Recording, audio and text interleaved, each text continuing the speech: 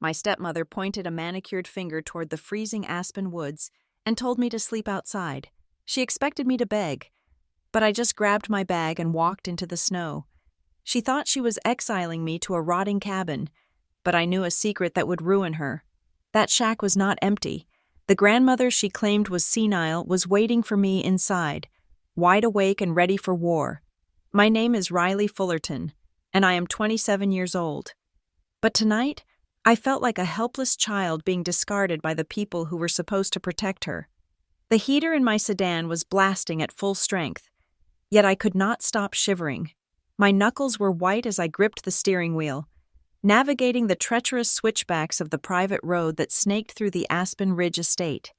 The headlights cut through the swirling snow, illuminating nothing but the dense wall of pine trees that lined the property like prison bars.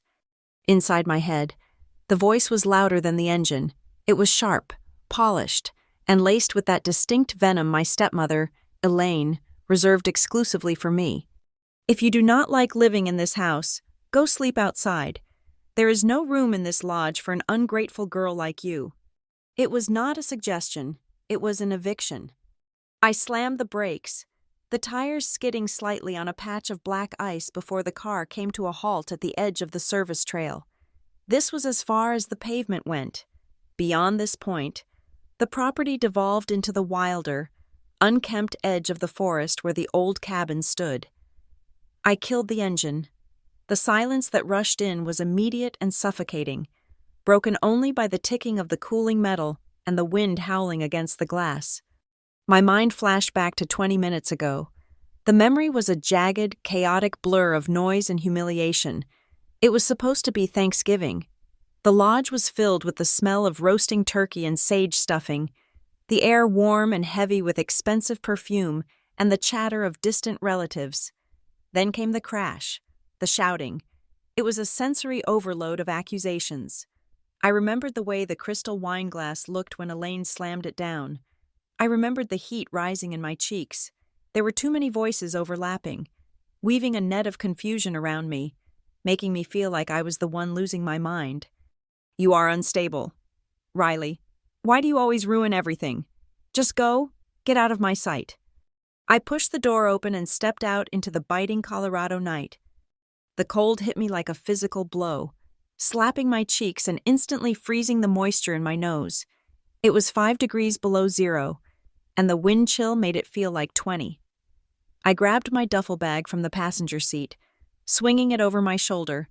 Inside was everything I had managed to grab in 3 minutes of frantic packing. 2 sweaters, a pair of jeans, my laptop, and the phone charger.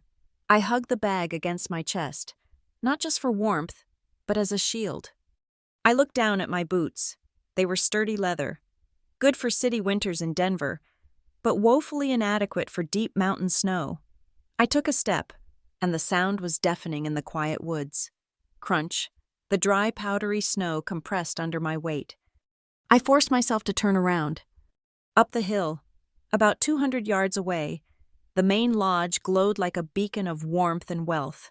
The golden light spilled out from the floor-to-ceiling windows, casting long, inviting rectangles onto the snowdrifts. I could see the silhouette of the Christmas tree they had put up early, twinkling with tasteful white lights, and I saw them. There were shadows moving behind the sheer curtains. I squinted, my eyes watering from the wind.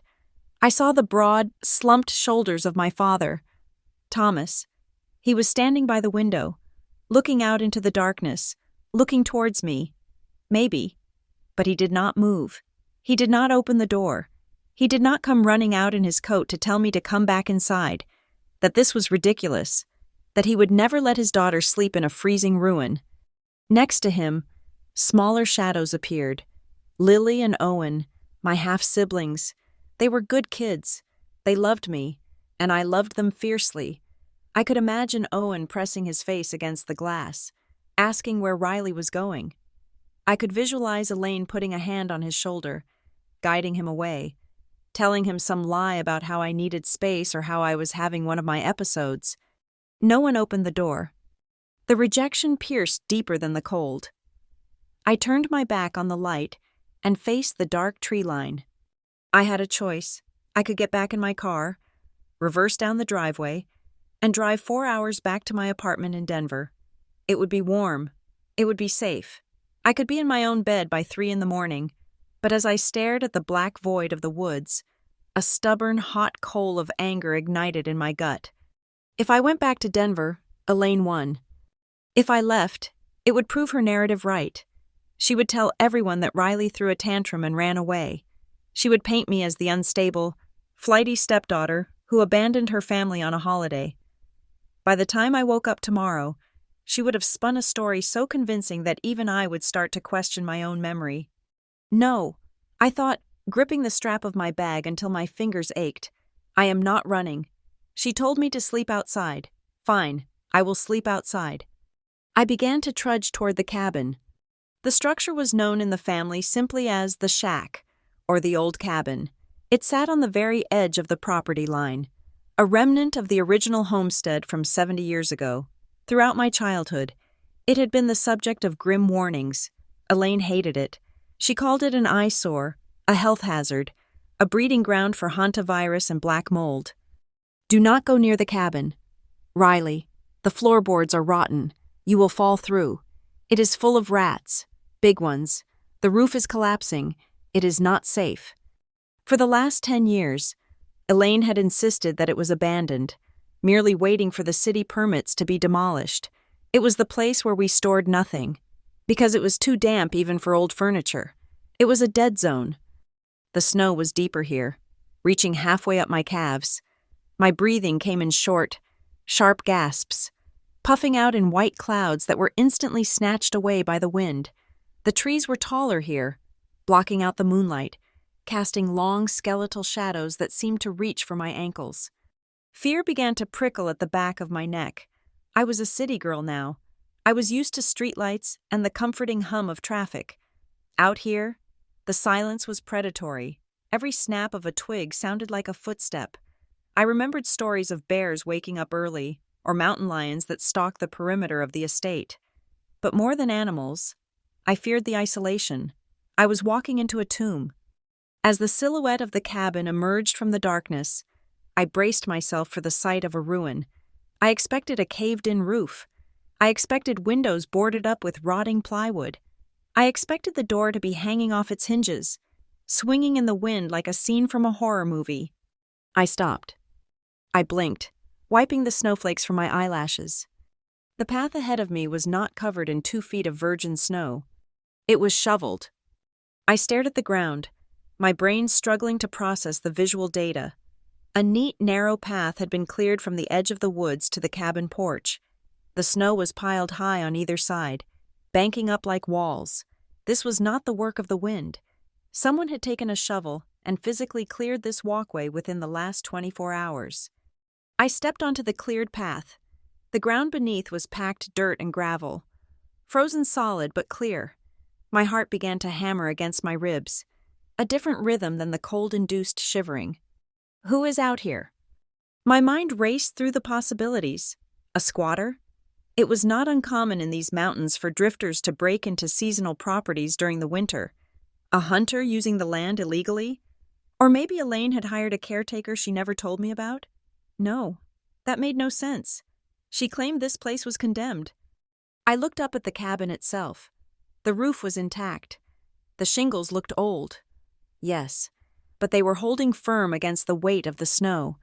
And then I saw it. A thin gray ribbon of smoke was curling up from the stone chimney, dissolving into the night sky. Smoke meant fire. Fire meant heat. Heat meant someone was inside. I froze, my hand hovering over the pocket where I kept my car keys. I could use them as a weapon if I had to. Should I turn back? If I walked back to the lodge now, I could sleep in my car in the driveway. It would be miserable, but at least I would not be murdered by a stranger in the woods. But the cold was biting through my jeans now, making my legs numb, and the light drew me in. It was faint, just a sliver of gold escaping from beneath the heavy blackout curtains of the front window. But it was unmistakable. It was the warm, flickering glow of a fire or a kerosene lamp. It felt alive. I crept forward, my boots making less noise on the cleared path. I reached the porch steps. They were swept clean. I tested the first step with my weight. Expecting the rotten wood Elaine had warned me about, it held firm. Solid oak. Old, but strong. I stood in front of the heavy wooden door. There was no doorbell, only a heavy iron knocker shaped like a pine cone. I took a deep breath, holding the freezing air in my lungs, and raised my hand. I knocked. 3 sharp raps. Bang, bang, bang. The sound echoed through the wood, dying away instantly into the wind. I waited. For a long moment, there was nothing. Then, I heard a sound that made my blood run cold. The slide of a heavy deadbolt, the rattle of a security chain. Elaine had told me this place was an abandoned shell. Abandoned shells do not have functional deadbolts. They do not have people inside who lock the doors at night. "Who is there?" The voice came from the other side of the wood. It was muffled, but it was distinct. It was a woman's voice, older, rasping, perhaps, but strong. There was no waver in it. It was the voice of someone who was holding a weapon, or at least ready to use one. I swallowed hard, my throat dry. "It is Riley," I called out, my voice sounding thin and pathetic in the wind. "Riley Fullerton." Silence. Then, the chain rattled again, more urgently this time. "Riley Ann Fullerton?" the voice asked. The use of my middle name stopped me cold. The tone had shifted. The aggression was gone, replaced by a mixture of shock and tenderness.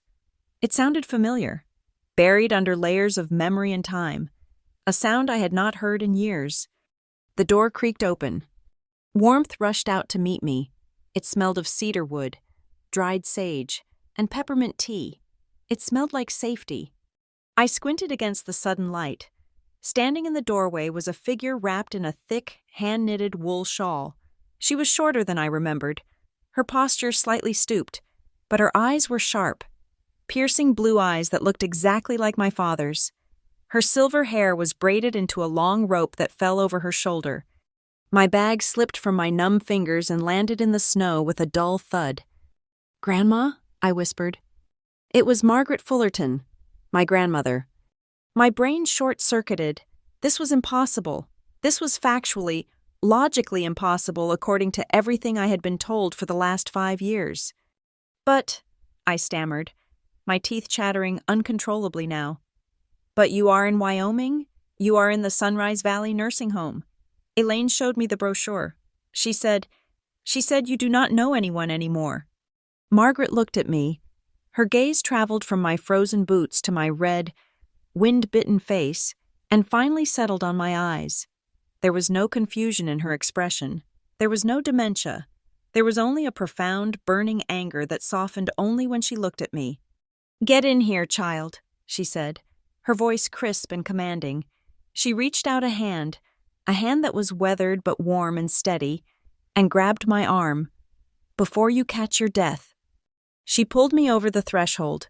The door slammed shut behind me, sealing out the wind, the snow, and the lies of the main lodge.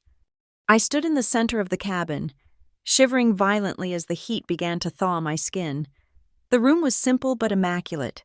A cast-iron stove roared in the corner. There were bookshelves lining the walls, filled with books, not dust. A kettle was whistling softly on the stove. Margaret locked the door again, sliding the heavy bolt into place with a definitive clack. She turned to face me. "I am not in Wyoming. Riley," she said softly. "I have never been in Wyoming." "I do not understand," I said, my voice breaking. "Why? Elaine told us you were sick. She said it was better if we did not visit. She said you would not recognize us." Margaret let out a short, dry laugh. It was a sound devoid of humor. "Elaine says a lot of things. She told me you were too busy with your big city career to visit an old woman. She told me you moved on." She walked over to me and placed both hands on my icy cheeks. Her palms were rough, grounding. "I have been waiting for you to find your way up here. Riley," she said, her eyes locking onto mine with an intensity that frightened me. "I sat by this window every holiday for 5 years, watching those lights up at the lodge. I knew she would do it eventually. I knew a woman like that could not share a roof with you forever. I knew she would push you out. I stared at her, the reality of the situation crashing down on me harder than the cold. My grandmother was not senile. She was not lost. She had been here, 500 yards away, living in the shadows while we ate turkey and opened presents, believing she was 1,000 miles away. She kicked me out, I whispered, the shame finally bubbling up. She told me to sleep outside. I know, Margaret said. She turned and walked toward the kitchen, her steps sure and steady. And that is the biggest mistake she ever made. She poured a mug of steaming water and set it down on the small wooden table with a purpose that felt like a gavel striking a sound block. Sit down, Riley, she commanded. Tonight is not a punishment. It is a rescue mission. And you and I? We have a lot of work to do. As I sank into the chair, the warmth of the fire seeping into my bones, I realized the shivering had stopped. The fear of the dark woods was gone, replaced by a cold, hard clarity. I looked at the old woman across from me, and for the first time in years, I did not feel like the victim. I felt like I had just been handed a weapon. Elaine had sent me into the cold to break me. She had no idea she had just sent me directly to the source of her destruction, to understand how I ended up shivering in a snowstorm with a duffel bag. You have to understand that I did not lose my family all at once. It happened in slow motion, like a car crash that took 15 years to finally stop skidding. It started when I was 12 years old. That was the year my mother, Rachel, died. Her death was a quiet, devastating implosion that left my father, Thomas, hollowed out. He was a good man, gentle and kind, but grief turned him into a ghost in his own house. He stopped making decisions. He stopped really seeing me. He just existed, drifting through rooms that felt too big without Mom's laughter to fill them. 1 year later, Elaine appeared. She did not swoop in on a broomstick. She walked in wearing 6-inch heels and a tailored blazer, smelling of expensive vanilla and ambition. Elaine was a real estate consultant, or at least that is what her business card said. To the outside world, she was charming, articulate, and fiercely competent. She was the woman who could sell ice to an Eskimo, or in our case, sell a grieving widower on a fresh start. Within 6 months of their marriage, the house I grew up in, the one with the pencil marks on the doorframe measuring my height and Mom's garden in the back, was sold. Elaine convinced Dad that the memories were too painful, that we needed to purge the past to heal. But I knew even then, at 13, that it was not about healing, it was about asset liquidation. Around the same time, my grandmother Margaret, Dad's mother, had gifted him a partial ownership stake in a large plot of land and a lodge up here in Aspen Ridge. It was family land, meant to be a legacy. Elaine saw it and her eyes practically spun like slot machines. She called it a portfolio opportunity. We moved to a temporary condo in Denver while she began planning the renovation of the mountain lodge, transforming it from a rustic family retreat into something that looked like a photo shoot for a luxury lifestyle magazine. And that is when my job description changed. I ceased to be a daughter and became an unpaid employee. It began subtly. Riley, sweetie, can you just handle the dishes tonight? Elaine has a headache. Then it became, Riley, make sure the living room is vacuumed before the guests arrive. By the time my half-sister Lily was born when I was 14, and my brother Owen 2 years later, I was fully installed as the live-in nanny, housekeeper, and sous chef. I want to be clear about one thing because it matters. I loved Lily and Owen. I still do. I loved them with a ferocity that sometimes scared me. When Lily had colic and screamed for 4 hours straight, it was me walking the hallway with her at 2 a.m, humming lullabies. Not Elaine. When Owen scraped his knee, he ran to me for the bandage. They were innocent. They were just kids trying to navigate a house where love was conditional on performance. My anger was never directed at them. It was directed at the woman who sat on the patio drinking Pinot Grigio while I scraped pureed carrots off the floor. My teenage years evaporated in a haze of chores. While my friends were going to movies or football games, I was changing diapers and polishing silver. Every time I tried to push back, every time I asked if I could join the drama club or go to a sleepover, Elaine would pull the ultimate trump card. She would lower her voice, look toward Dad's study, and sigh. "Riley, your father has been through so much. Losing your mother nearly destroyed him. He needs peace. He needs a happy home. Do not make him sadder by being difficult." That was the shackle she forged for me. My compliance was the price of my father's fragile sanity. If I complained, I was hurting Dad. If I wanted a life, I was being selfish. So I stayed silent. I cooked the turkeys. I wrapped the presents. I scrubbed the toilets. I became the invisible infrastructure of Elaine's perfect family. The only person who saw me, really saw me, was Grandma Margaret. In the beginning, she was always there. She was a force of nature, a woman who chopped her own wood and laughed loud enough to shake the windows. She used to pull me into hugs that smelled of wood smoke and lavender, squeezing me until I felt solid again.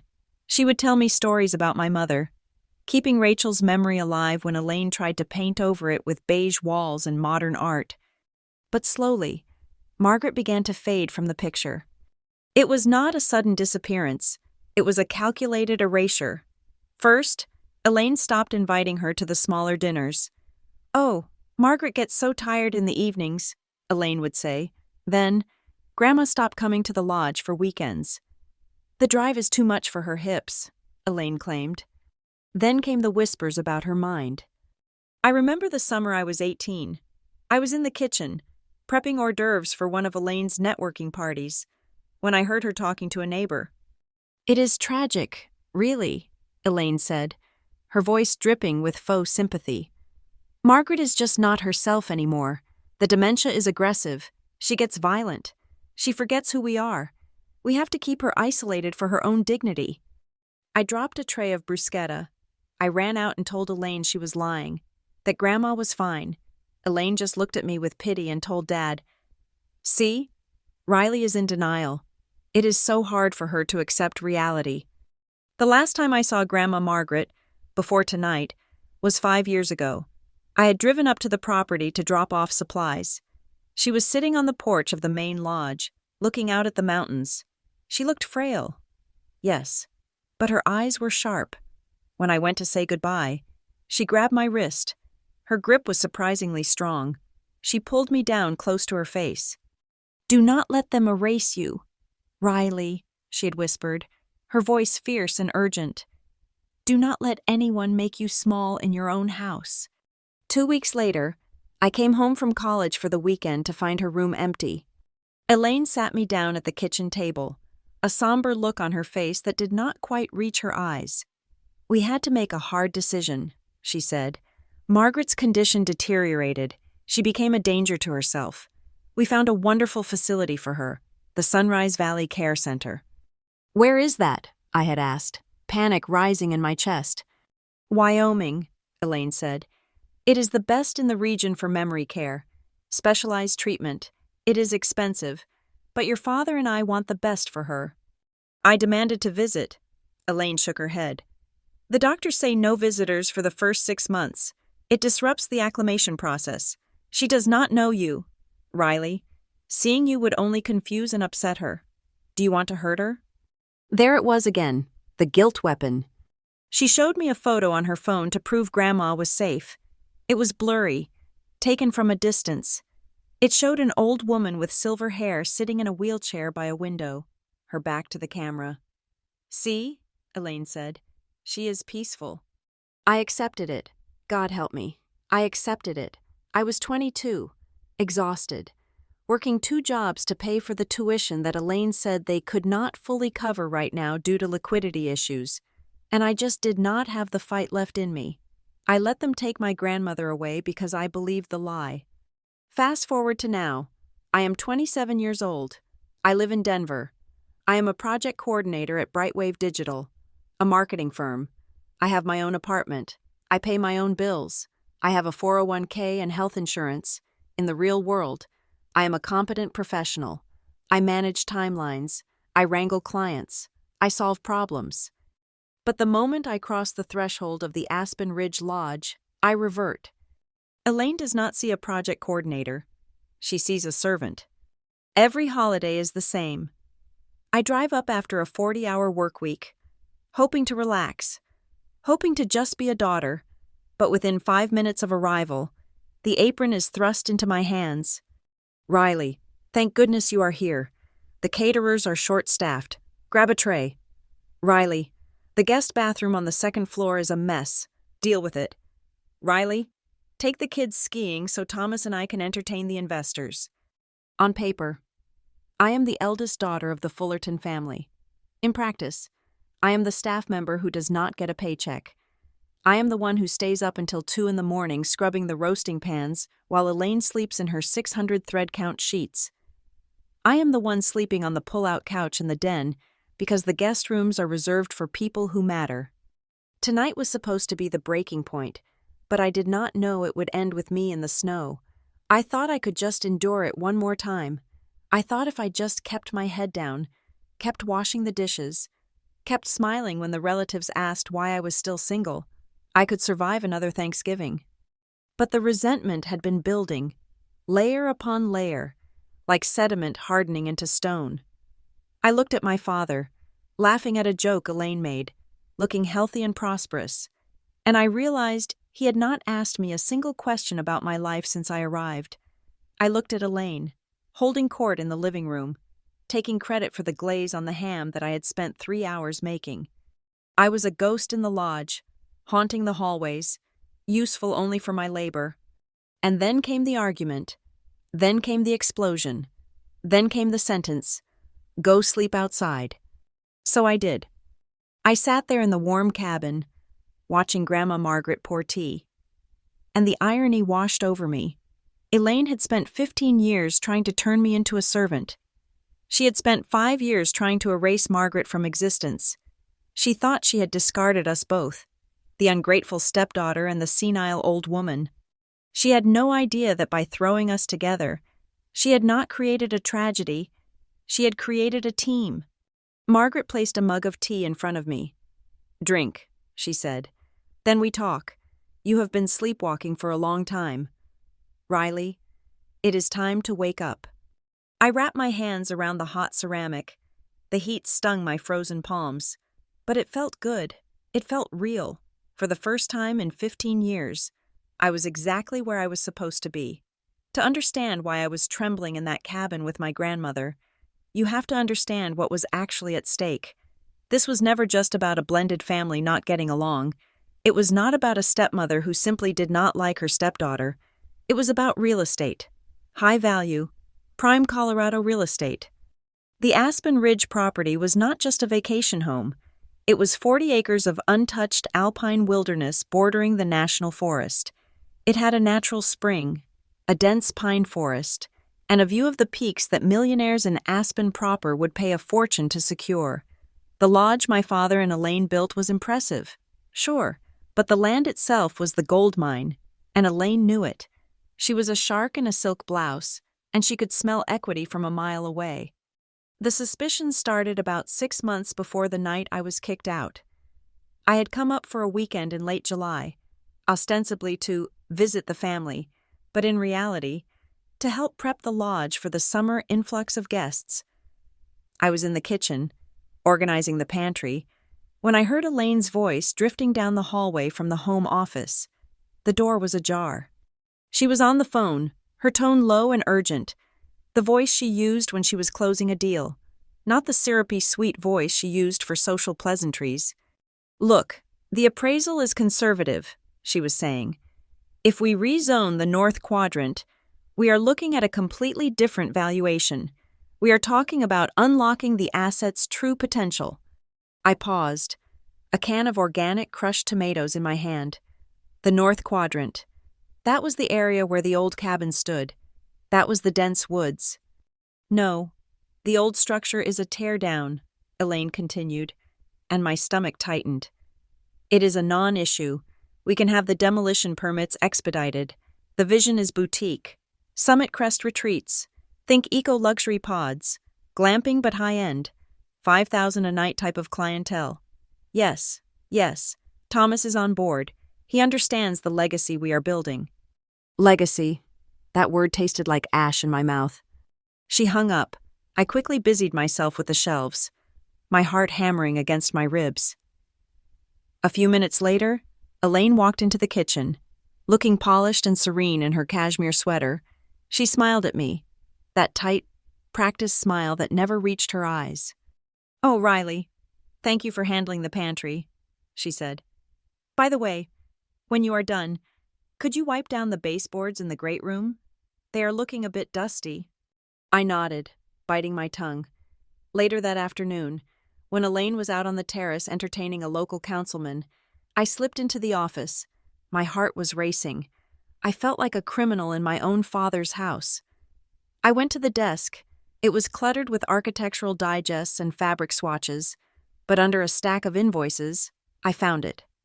It was a presentation folder. On the cover, embossed in silver foil, were the words, "Summit Crest Retreats, an investment opportunity." I opened it. Inside were glossy renderings of the property. I recognized the landscape immediately.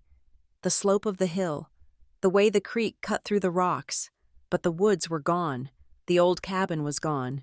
In their place were sleek, glass-walled structures, elevated on stilts, glowing with warm light, a spa complex, a yoga pavilion. I stared at the image where the cabin currently stood. In the rendering, it was a reception center for the resort. I felt a wave of nausea. This was not just a renovation. This was a complete commercialization of the land my grandfather had bought to keep wild. That night at dinner, I tried to bring it up. I tried to be casual, but my voice shook. "I saw some brochures in the office," I said, stabbing at my grilled chicken. "Summit Crest Retreats? Are we turning the house into a hotel?" The table went quiet. Dad looked down at his plate. Elaine set her wineglass down slowly. "It is not a hotel, Riley," she said, her tone patronizing, as if explaining quantum physics to a toddler. "It is a development concept. We are exploring options to ensure the family's financial security. Maintaining this estate costs a fortune. We need to make the land work for us." "But what about the cabin?" I asked. "Does Grandma know? I mean, it is her land too, isn't it?" Elaine let out a short, dismissive sigh. "Riley, please, we have been over this. Margaret signed her portion of the estate over to your father years ago. Before her mind went, she wanted him to have control.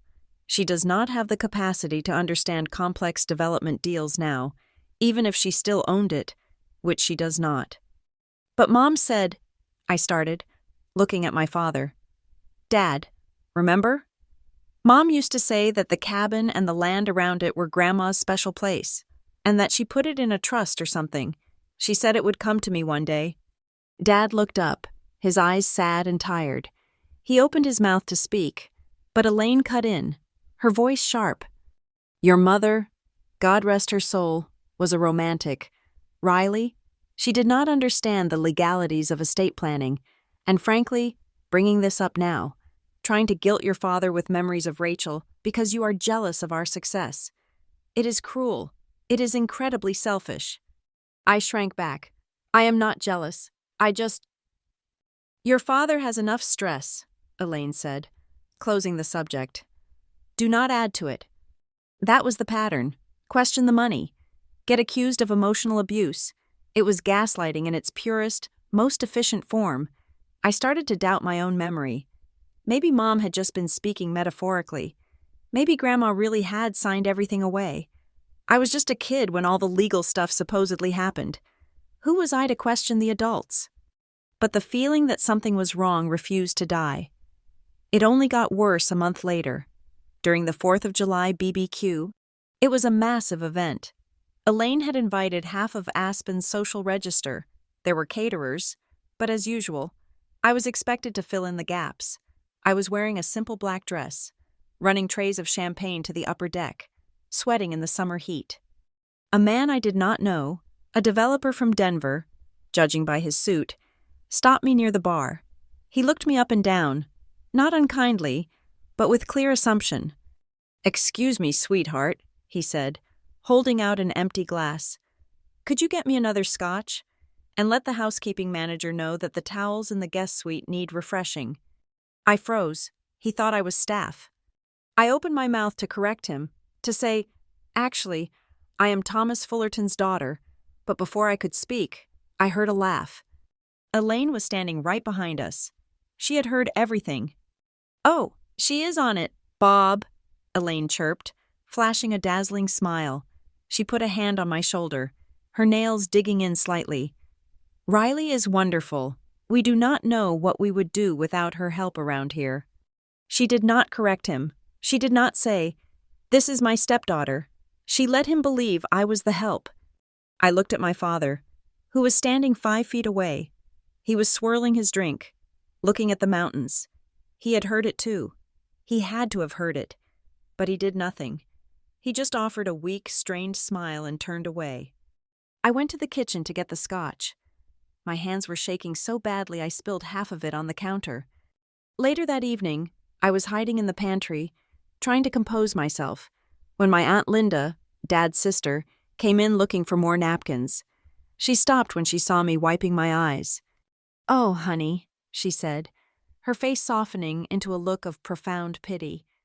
"It is okay. We know how hard you are trying." "I am not trying to do anything," I snapped, my patience fraying. "I am just tired of being treated like I do not belong here." Linda sighed and lowered her voice.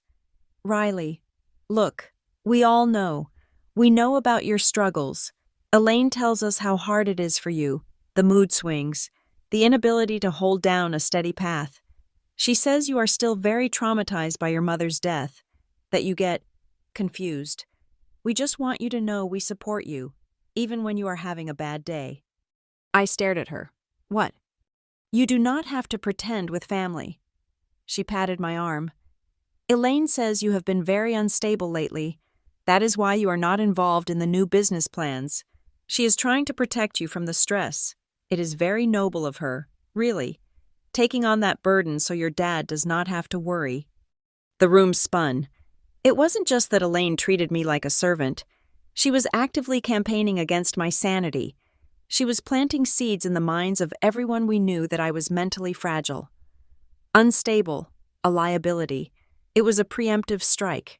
If I ever spoke up, if I ever challenged her, nobody would believe me. They would just nod sadly and say, "Oh, poor Riley is having another episode." I felt trapped. I was screaming behind a glass wall, and Elaine was on the other side telling everyone I was just miming. But the crack in her armor, the tiny hairline fracture that eventually brought the whole wall down, appeared 2 weeks before Thanksgiving. I was up at the lodge for a weekend to help winterize the house. In reality, I was cleaning out the home office because Elaine wanted to redecorate it with more feng shui. I was emptying the shredder bin and clearing out the trash cans. Elaine was meticulous. She shredded everything, bank statements, contracts, even junk mail, but she had gotten lazy, or maybe just arrogant. At the bottom of the wire mesh trash can under the desk, there was a crumpled ball of paper. It looked like an envelope that had been ripped in half but not shredded. I don't know why I picked it up. Maybe it was instinct. Maybe it was the desperate need to find something, anything, that proved I wasn't crazy. I smoothed the paper out on my thigh. It was the top half of a manila envelope. The postmark was from 3 days ago. The return address was handwritten in shaky, block letters. Ward Aspen Ridge. Cabin Aspen Ridge. C.O. Ward. Margaret Ward. That was my grandmother's maiden name. She sometimes used it on unofficial correspondence. And the address? Aspen Ridge Cabin. My heart stopped. According to Elaine, Grandma Margaret was in a memory care unit in Wyoming. She had been there for 5 years. She was incoherent. She didn't know who she was. If Grandma was in Wyoming, why was there an envelope in Elaine's trash can with a return address from the cabin on our property? And why was it dated 3 days ago? I looked at the old cabin address. It was less than a mile from where I was standing. The logical part of my brain, the part Elaine had spent years conditioning, tried to dismiss it. Maybe it is old mail she found and threw away. but the postmark said October 2024. Maybe someone else is living there? No. Elaine said it was abandoned and condemned. I pulled out my phone and took a picture of the envelope. My hands were trembling so much the first photo was blurry. I took 3 more. Then, I heard footsteps in the hallway. Panic spiked in my chest. I shoved the crumpled paper into my pocket and frantically started wiping down the desk surface. Elaine walked in a second later, holding a cup of herbal tea. "Almost done in here?" she asked, scanning the room. Her eyes lingered on me for a second too long. "Yeah," I said, my voice sounding too high, too brittle. "Just finishing the trash." "Good," she said. "Make sure you double bag it. I do not want raccoons getting into it outside." She watched me tie up the bag. She watched me walk it out to the garage. I could feel her eyes on my back like laser sights. Later, in the safety of my car, I looked at the photo on my phone. M. Ward, Aspen Ridge Cabin. It was proof. It had to be proof. But proof of what? That Grandma was here? Living in a condemned shack? Why? And if she was here, why lie about Wyoming? The doubt crept back in. Maybe Ma Ward was a squatter. Maybe it was a coincidence. Maybe I was being paranoid. Just like Aunt Linda said, I was terrified of being wrong. If I accused Elaine of hiding my grandmother and I was wrong, I would be the unstable daughter causing a scene. I would lose my father forever. So I did nothing. I drove back to Denver with the photo on my phone and a knot of dread in my stomach. I let the secret fester. I didn't know it then, but that torn envelope was the key to everything. It was the loose thread in Elaine's tapestry of lies. And when she kicked me out on Thanksgiving night, telling me to go sleep in the abandoned cabin, she didn't realize she was sending me directly to the person who had sent that letter. She thought she was punishing me. In reality, she was handing me the gun she had been trying to hide. The sign hanging above the fireplace was hand-painted on reclaimed wood and read, "The Fullerton Family Gratitude Retreat." It was tasteful, rustic, and completely fraudulent. I had driven up from Denver on Wednesday evening, fighting the holiday traffic on I-70 for 4 hours. My back ached. My eyes were burning from staring at spreadsheets all week, and all I wanted was a glass of red wine and a seat by the fire. I had promised myself that this year would be different. I told myself I would set boundaries. I would walk in, hug my dad, kiss the kids, and sit on the couch like a guest. I would not be the help. That fantasy lasted exactly 3 minutes. I walked through the heavy oak front doors, stamping the snow off my boots. The lodge was buzzing. Elaine had invited not just family, but a curated selection of her business associates, a banker from Boulder, a couple who owned a chain of luxury spas, and a local zoning commissioner. It was not a family holiday. It was a networking event disguised as a turkey dinner. Elaine swooped down on me before I even took my coat off. She was wearing a cream-colored cashmere sweater dress that probably cost more than my car. "Riley, thank God," she said, bypassing a hug to press a starch-white apron into my chest. "The caterers are a disaster. One of the servers called in sick. I need you to manage the hors d'oeuvres rotation and keep the champagne flutes filled. Oh, and check on the glaze for the ham. It smells like it might be burning." "Elaine, I just got here," I said, the apron feeling like a lead weight in my hands. "I am exhausted. Can't the staff handle it?" She gave a tight, tinkling laugh that was loud enough for the zoning commissioner to hear. "Oh, listen to her. Always the dramatic entrance. Come on, Riley. Pitch in. We are all a team here." Then she turned to the room, raising her voice. "Riley is basically our internal assistant. I do not know how this house would run without her." A few guests chuckled politely. I saw my father across the room, holding a scotch. He offered me a weak, apologetic smile, and then looked back at the fire. I felt the familiar shame heat my neck, but I swallowed it. I put on the apron. I went to the kitchen. I became the invisible machine that kept Elaine's perfect evening running. For 3 hours, I circulated. I smiled until my face hurt. I dodged questions about why a 27-year-old woman was serving pigs in a blanket to her own family. I watched Lily and Owen playing by the tree. wanting to join them, but every time I stopped moving, Elaine would catch my eye and make a subtle gesture toward an empty glass or a used napkin. It was around 8 o'clock when things began to unravel. I was in the dining room, clearing the salad plates to make room for the main course. Elaine was at the head of the table, holding court. She had consumed 3 glasses of Chardonnay, and her voice had taken on that strident, confident edge she used when closing a deal. She was talking to the spa owners, a polished couple named the Vances. "It is all about location," Elaine was saying, leaning in. "The current market is saturated with standard luxury.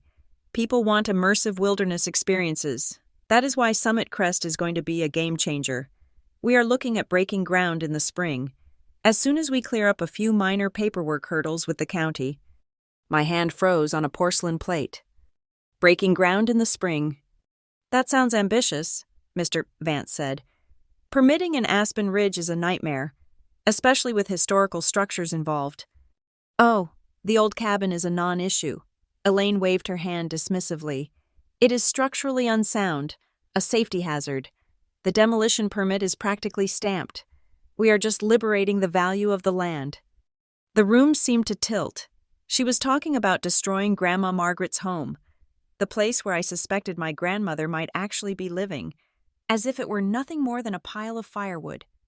I walked into the kitchen, my heart pounding so hard I could feel it in my throat. I set the stack of plates down with a clatter that made the caterer jump. I needed to speak to my father, now. I waited until he came into the pantry to refill the ice bucket. The pantry was a narrow, walk-in space lined with shelves of expensive olive oils and artisanal crackers. I stepped in behind him and closed the door, cutting off the noise of the party. "Dad," I said. Thomas jumped, ice cubes scattering onto the floor. He looked at me, his eyes darting to the door as if checking for an escape route. "Riley, honey, you are doing a great job out there. Everyone is impressed." "Stop," I said, my voice shaking. "I heard Elaine. She said Summit Crest is breaking ground in the spring. She said the cabin is being demolished." Dad sighed, his shoulders slumping. He looked suddenly very old. "Riley, please, not tonight. It is Thanksgiving." "Is she destroying the cabin, Dad?" I pressed, stepping closer. "Yes or no?" It is complicated," he stammered, refusing to meet my eyes. "The maintenance on that old shack is too high. The land is valuable.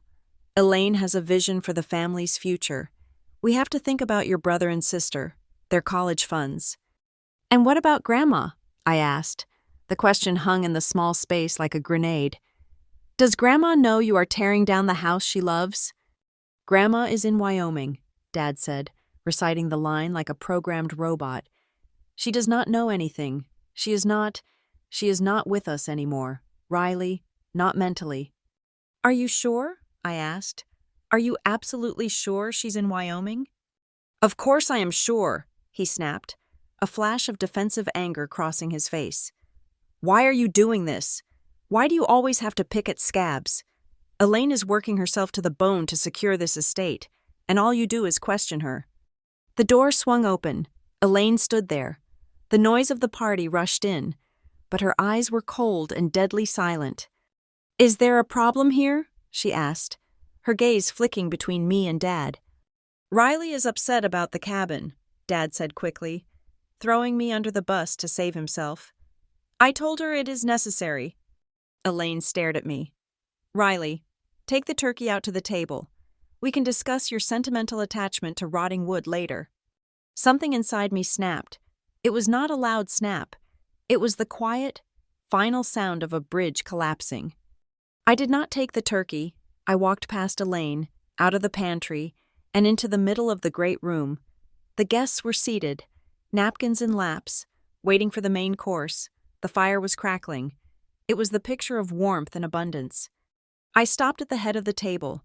The conversation died down as people noticed me standing there, aprons stained, hands clenched in fists. "Riley?" Aunt Linda asked, looking concerned. "Are you okay?" "No," I said, my voice ringing out clearer than I expected. "I am not okay. I want to know who actually owns the land this lodge sits on." Elaine rushed into the room, her heels clicking sharply on the hardwood. "Riley, stop it. You are embarrassing yourself." "I am not the one who should be embarrassed." I turned to face her. "You told everyone Grandma Margaret is in a nursing home in Wyoming. You told everyone she has dementia. You told everyone she signed over the land." "Because it is the truth," Elaine hissed. Trying to grab my arm to steer me away, I jerked back. "Then explain this," I said, pulling my phone out of my pocket. I pulled up the photo of the torn envelope I had taken weeks ago. I held it up. "I found this in your trash can. Elaine, a letter postmarked last month. Return address: M. Ward, Aspen Ridge Cabin." The silence that fell over the room was absolute. Even the fire seemed to stop crackling. Elaine froze. For a split second, I saw genuine fear in her eyes, the look of a predator caught in a trap, but it was gone in an instant, replaced by a terrifying, icy rage. "You went through my trash?" she asked, her voice low and dangerous. "Why is there mail from Grandma coming from the cabin if she is in Wyoming?" I demanded. "Is she here? Elaine? Is she living in the shack you are about to bulldoze?" Elaine laughed. It was a harsh, incredulous sound. She turned to the guests, spreading her hands. "I am so sorry. Everyone, I was hoping to avoid this. Riley has been struggling since her mother passed. She has had these episodes, paranoia, obsessive thoughts." "I am not paranoid," I shouted, and I saw the guests flinch. "You are hysterical," Elaine shouted back, dropping the mask. "You are digging through garbage and inventing conspiracies because you cannot stand that this family is happy without you. You want to ruin everything because you are miserable." "I want the truth." I looked at my father. "Dad, look at the envelope. Check the cabin." Dad looked at Elaine. He looked at me. He looked at the wealthy investors watching him. He was sweating. "Riley," he said, his voice pleading, "sit down, please. You are ruining Thanksgiving." "I am ruining it?" I stared at him, tears of frustration stinging my eyes. "She is lying to you. Dad, she is erasing your mother." "Enough!" Elaine slammed her hand on the table, making the silverware jump. "I have had enough of this ingratitude. We took you in. We paid for your school. We gave you a job. And this is how you repay us? By screeching like a lunatic in front of our guests?" "I am your daughter," I said to Thomas, "not her employee." Elaine stepped forward, invading my personal space. She smelled of wine and venom. "If you are a daughter, start acting like one. But you are not acting like a daughter. You are acting like a cancer in this house." She pointed a manicured finger toward the front door. "If you think this house is so terrible, if you think we are such monsters, then leave. Get out." "Elaine," Dad started weaky. "It is late. It is snowing." "I do not care," Elaine screamed, spinning on him. "I will not have her poisoning my children with her insanity. She wants to obsess over that cabin? Fine." She turned back to me, her eyes gleaming with cruelty. "If you love that rotting shack so much, go sleep outside. There is no room in this lodge for an ungrateful girl like you." The room was dead silent. Lily, who was 8 years old, started to cry. "Riley?" she whimpered. "Stay there, Lily," Elaine snapped. "You are kicking me out?" I asked, my voice quiet now. "In a blizzard?" "I am teaching you a lesson," Elaine sneered. "You think you are the victim? Go spend a night in the real world. Go sleep in that cabin you are fighting for. See how cold it is without my money keeping you warm." I looked at the guests. The banker was studying his tablecloth. The spa owners looked horrified but said nothing. Aunt Linda had her hand over her mouth but remained seated. I looked at my father. "Dad?" I said. He squeezed his eyes shut. He did not look at me. He did not stand up. He sat there, a coward in a cashmere sweater, letting his wife throw his firstborn into the snow. A strange calm washed over me. The hurt was there, searing and hot, but beneath it was something harder, resolve. I untied the apron, I let it drop to the floor. It landed on Elaine's pristine Persian rug. "Okay," I said. "What?" Elaine blinked, expecting me to beg, expecting me to apologize. "I said okay," I repeated. "I will go." I did not go to the guest room to pack. My bag was still by the door where I had left it 3 hours ago. Untouched, I walked to the entryway. "Riley, wait!" Owen cried out, jumping off the couch. "Owen, sit down," Elaine barked. "Do not you dare go near her." I stopped at the door. I put on my coat. I grabbed my bag. I looked back at the scene one last time. The firelight, the food, the family that was supposed to be mine. It looked like a stage set. It looked fake. "You are right, Elaine," I said. "I do not belong here." "Go freeze," she spat. "Maybe it will cool that hot head of yours." I opened the heavy wooden door. The wind howled, blasting snow into the foyer. I stepped out and pulled the door shut behind me. The sound of the latch clicking was the most satisfying sound I had ever heard. I stood on the porch for a moment, the adrenaline fading, replaced by the biting cold.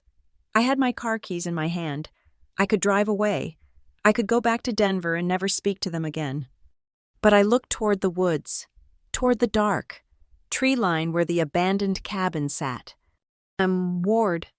If I left now, I would never know. If I left now, Elaine would spin this into a story about how I ran away. No, she told me to sleep in the cabin. I was going to the damn cabin. I turned my back on the lodge and started walking into the dark, my heart pounding not with fear, but with the terrifying thrill of the truth. I was done serving. I was done begging. I was going to find out what Elaine was hiding, even if I had to tear this mountain apart with my bare hands. The cabin smelled of burning cedar and dried sage, a scent so intensely familiar that it made my chest ache. I sat in the high-backed rocking chair, my hands wrapped around a ceramic mug of peppermint tea, watching the steam curl up toward the exposed wooden beams.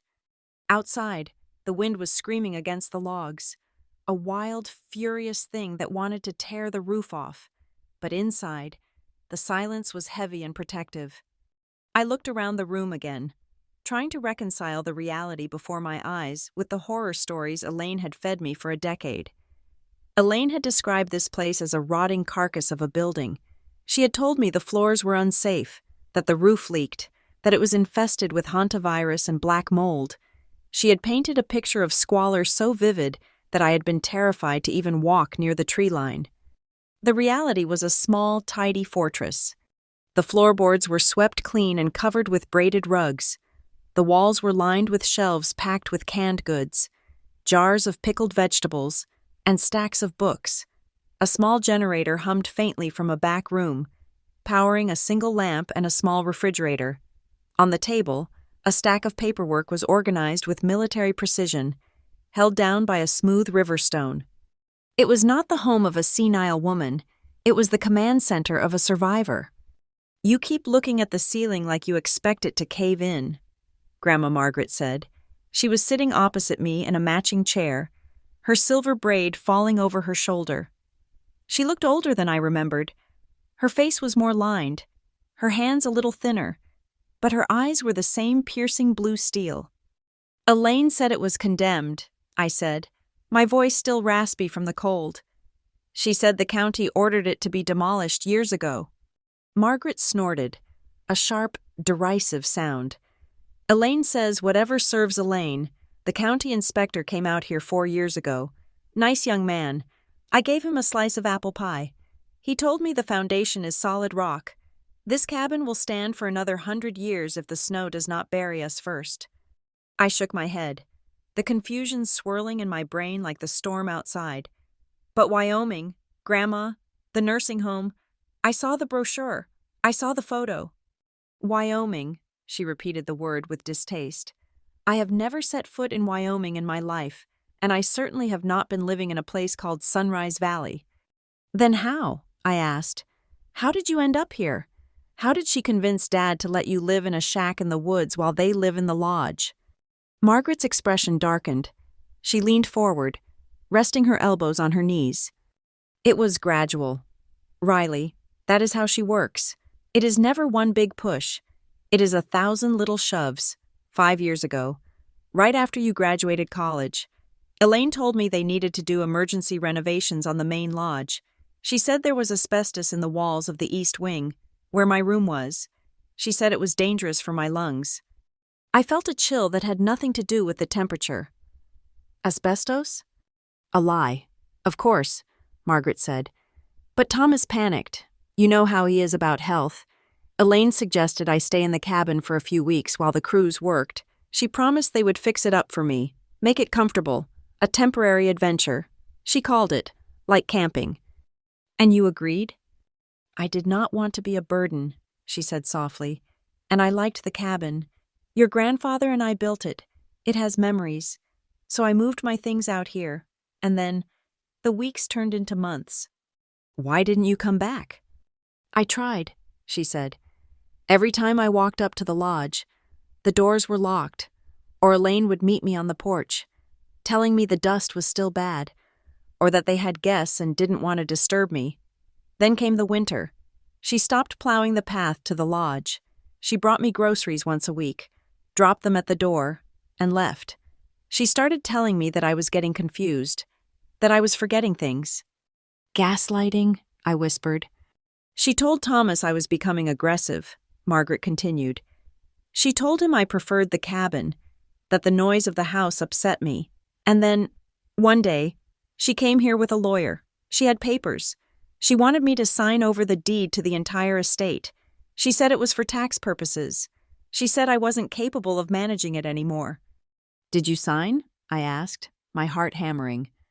I tore the papers in half and threw them in the fire, Margaret said, pointing to the wood stove. That was the day I died.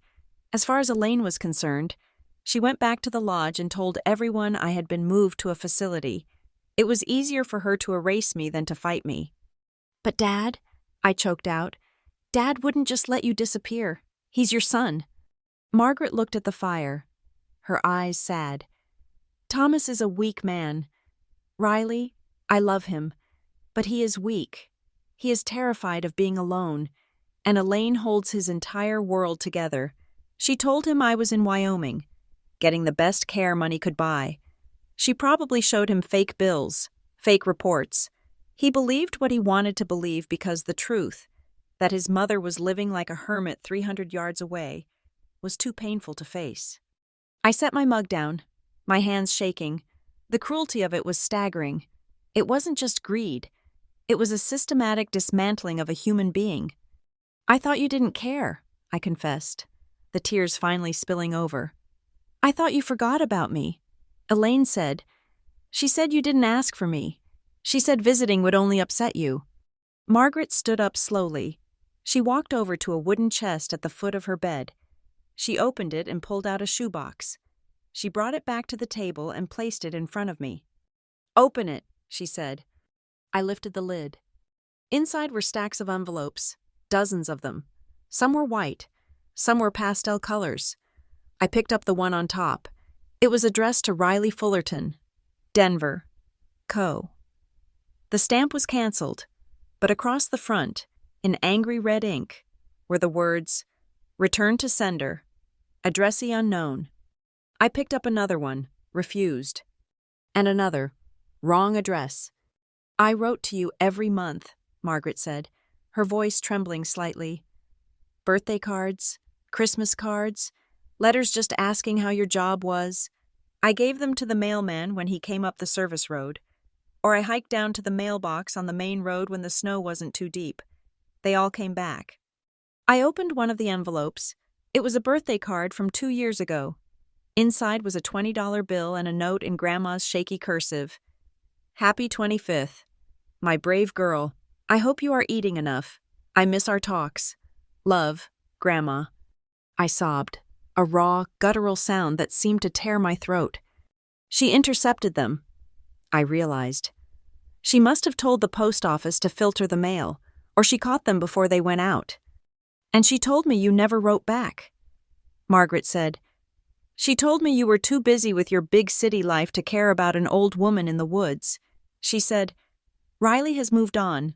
Margaret, she does not need us anymore.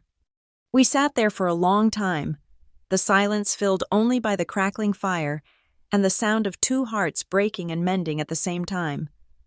I realized then that the isolation I had felt for the last 5 years, the feeling of being an outsider in my own family, had been manufactured. Elaine had built a wall between us, brick by brick, lie by lie. "Why didn't you call the police?" I asked, wiping my face with my sleeve. "Why didn't you walk down the mountain and get help?" "And tell them what?" Margaret asked. "That my son's wife is mean to me? I am an 80-year-old woman. Elaine has spent years telling the town I am senile. If I walked into the sheriff's office ranting about conspiracies, they would have called Thomas, and Thomas would have called Elaine, and she would have locked me up for real this time. I needed proof, and I needed an ally." She looked at me then, her gaze intense and assessing. "I waited for you, Vi." "Me?" I laughed bitterly. "I am nobody. I am the girl who just got kicked out of her own house. I have no money. I have no power." "You have more than you think," Margaret said. She stood up again and went to the bookshelf. She pushed aside a row of encyclopedias and pulled out a heavy gray metal lockbox. It looked fireproof.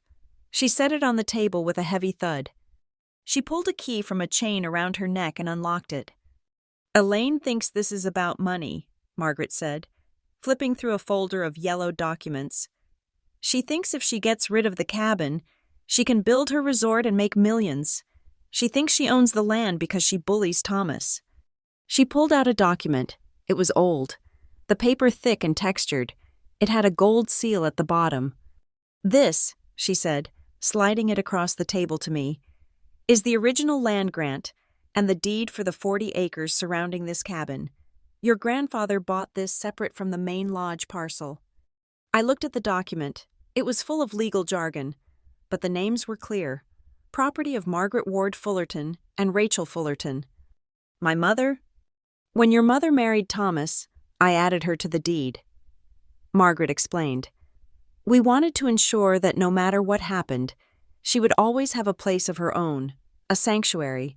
When she got sick, when we knew she wasn't going to make it, we sat down with a lawyer, not the family lawyer Elaine uses, a friend of mine."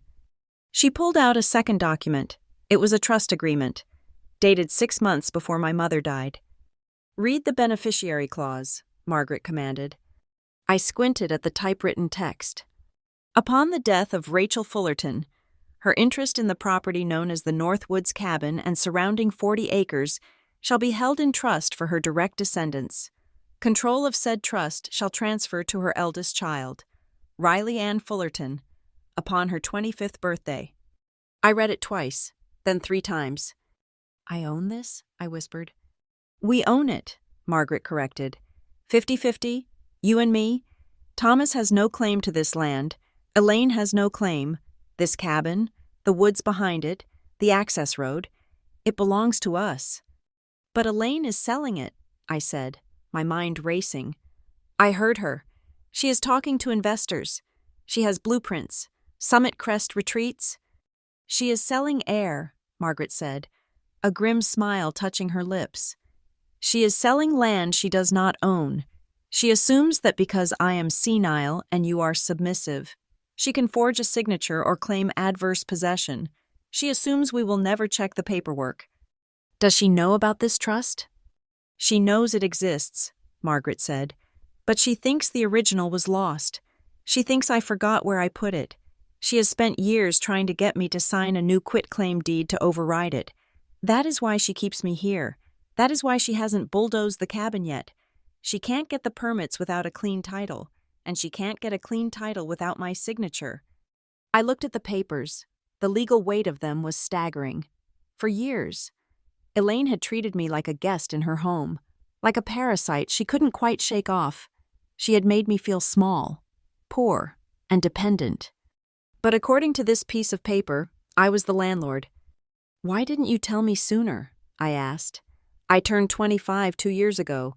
We could have stopped this then." Margaret reached across the table and covered my hand with hers. Her skin was dry like paper, but her grip was iron. "Look at yourself, Riley. Look at the girl you were 2 years ago. You were grieving. You were trying to please your father. You were terrified of rocking the boat. If I had dragged you into a war with Elaine then, she would have crushed you. She would have manipulated you, guilt-tripped you, maybe even convinced you to sign the land over to help the family. I wanted to deny it, but I knew she was right. 2 years ago, if Dad had looked at me with sad eyes and asked for the land, I would have given it to him. I needed you to see her, Margaret said. I needed you to see her not as your stepmother, but as she really is. I needed you to get angry, really angry, because you cannot fight a woman like Elaine with sadness. You can only fight her with fire. She gestured to the window, toward the invisible lights of the lodge up the hill. Tonight, she pushed you out. She stripped away your last illusion that you were part of that family. She tried to break you, but all she did was sever the only thing that was holding you back: your loyalty to them. I looked down at the deed. I traced my mother's name with my fingertip, Rachel Fullerton. I remembered her voice, telling me this cabin was special. I remembered her telling me that one day. We would paint the porch together. Elaine wanted to bulldoze that memory. She wanted to turn my mother's sanctuary into a glamping pod for tourists. A cold, hard knot of rage tightened in my stomach. It wasn't the hot, tearful anger of a teenager. It was the cold, calculating anger of an adult who realizes they have been robbed. So, Margaret said, leaning back in her chair, the question is, Riley Ann Fullerton, are you done crying? I looked up at her. The fear was gone. The cold was gone. She wants to build a resort, I said, my voice steady. She has taken money from investors. She has made promises. Millions of dollars in promises. Margaret agreed, her eyes twinkling with a dangerous light. If she can't deliver this land, she is liable for fraud. She will be ruined. Her reputation, her career, her bank account, everything she values more than people. She kicked me out, I said. She told me to sleep outside. So let us make sure, Margaret said, that she never sleeps soundly again. I am ready, I said. What do we do first? Margaret smiled, and for a moment, she looked 30 years younger. She reached for a notepad and a pen. First, she said, we survive the night. Second, we call a lawyer I know, a woman who hates Elaine almost as much as I do. And third, we get ready to watch the Queen of Aspen Ridge realize she just built her castle on our land. I took a sip of the tea. It was cold now, but I didn't care. I looked at the heavy wooden door of the cabin. I knew that when the sun rose tomorrow, I wouldn't be walking back up that hill to beg for forgiveness. I would be walking back up there to serve an eviction notice. Are you ready to stop letting others write your story? Margaret asked, echoing the thought in my head. I looked at the deed, then at my grandmother, then at the dark window where the snow was burying the world. Yes, I said. Grab the pen. Grandma, let's write the next chapter. We sat at the small, scarred oak table in the center of the cabin, the storm still howling impotently outside, but the atmosphere inside had shifted. The emotional reunion was over. The war room had been established. Grandma Margaret pushed a yellow legal pad toward me. Write, she commanded. Tears are good for the soul, Riley, but ink is better for a lawsuit. We need a list. I uncapped a pen, my hand steady for the first time in 24 hours. At the top of the page, I wrote, Operation Eviction. It felt petty, maybe a little juvenile, but seeing it in block letters gave me a surge of adrenaline. Step 1, Margaret said, tapping the table with her index finger. We need to verify the current legal status of the land. I know what Rachel left you, and I know what I refuse to sign, but we need to know what Elaine thinks she has. We need to know what she has filed with the county. She said she has permits, I said, writing it down. She told the investors that breaking ground was imminent. She is bluffing, Margaret said dismissively, or she has forged something. Either way, we need a professional. You need to call Evelyn Ross. Evelyn Ross? The name sounded vaguely familiar. She was your mother's lawyer, Margaret explained. She drafted the original trust. She is semi-retired now, living down in Boulder, but she hates Elaine. They had a run-in at a charity auction 10 years ago. Elaine accused Evelyn of driving up the bidding on a vintage rug just to spite her. Evelyn has a memory like a steel trap and a grudge to match. I wrote down the number Margaret recited from memory. The next morning, I drove back to Denver. The drive down the mountain felt different than the drive up. The night before, I had been a victim fleeing a crime scene. Now, I was a spy returning to enemy territory. I looked at the main lodge as I passed the driveway. It sat majestic and imposing against the snow, unaware that the rot had already started in the foundation, and that the rot was me. Back in my apartment, I scanned the documents Margaret had given me. The deed, the trust agreement, and the letters. I emailed them to Evelyn Ross with a subject line that simply read, "Rachel Fullerton's daughter. Urgent real estate matter." She called me 45 minutes later. Her voice was raspy, dry, and immediately reassuring. "Riley Fullerton," she said, "I have been wondering when you would wake up." "You knew?" I asked, pacing my small living room. "I knew your mother left you that land," Evelyn said. "I knew Elaine was trying to develop the whole estate. I just did not know if you had signed it over to her or not. I checked the county records a few years back, and the title was still murky. I assumed Elaine had bullied you into a private settlement." "I didn't know I owned it," I said. "She hid the trust." "Of course she did," Evelyn sighed. "Classic Elaine.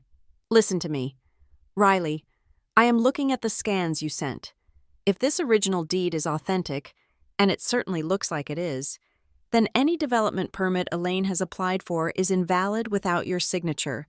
And if she has secured financing based on the collateral of that land, that is bank fraud." "She has investors," I said. "Summit Crest Retreats. She is taking their money." "Then she is walking a tightrope over a pit of alligators," Evelyn said with grim satisfaction. "Here is what we do. I am going to quietly pull the filings from the county clerk's office. I want to see exactly what she submitted. I want to see whose signature is on the authorization forms. If she forged yours, she goes to jail. If she forged Margaret's, she goes to jail. If she lied about Margaret's mental capacity to bypass consent, well, that is a different kind of lawsuit, but just as damaging." "What do I do?" I asked. "You keep your mouth shut," Evelyn ordered. "Do not tip her off. We need her to feel safe.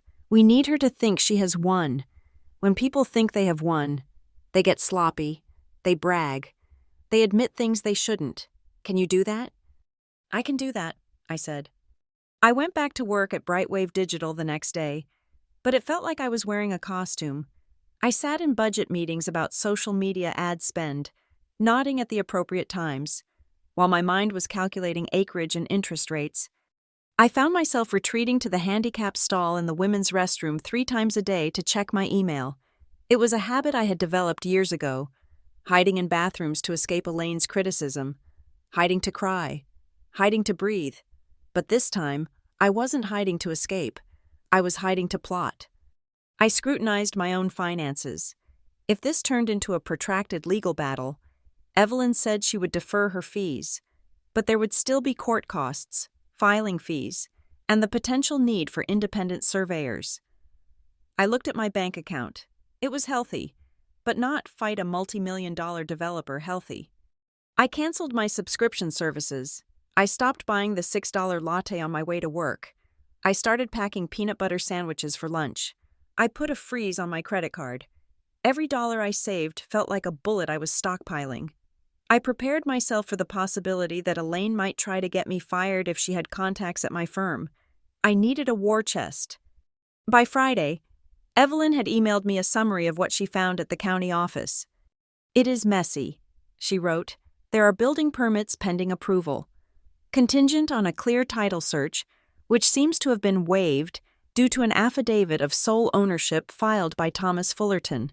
There is also a construction loan from a regional bank, secured by the entire property value. But here's the kicker. On the application for the permit regarding the old cabin demolition, the owner is listed as Margaret Ward Fullerton, represented by Elaine Fullerton via durable power of attorney. My blood ran cold. Margaret had told me she never signed a power of attorney. She is faking the authority, I whispered to myself in the bathroom stall. I needed her to say it. I needed her to admit that she was using a legal instrument she didn't actually have, or one that was obtained under duress. I called Dad on Friday afternoon.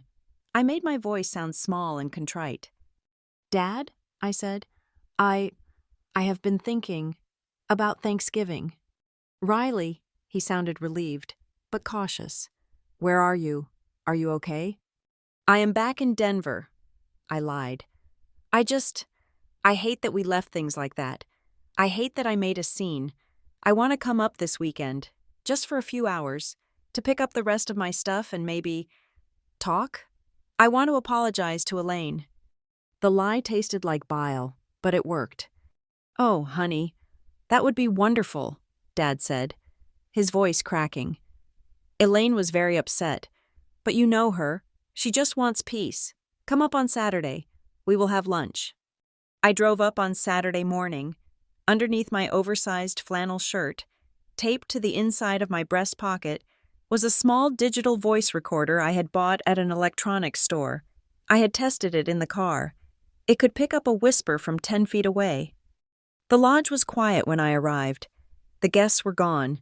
It was just Thomas, Elaine, and the kids. Elaine was in the kitchen, seemingly back to her perfect hostess mode, though her eyes were cold when I walked in. Well, she said, not looking up from the salad she was tossing, look who decided to come back down to earth. I am sorry about the other night, I said, forcing my shoulders to slump. I was stressed. Work has been hard. I shouldn't have yelled. No, you shouldn't have, she said, accepting my submission as her due.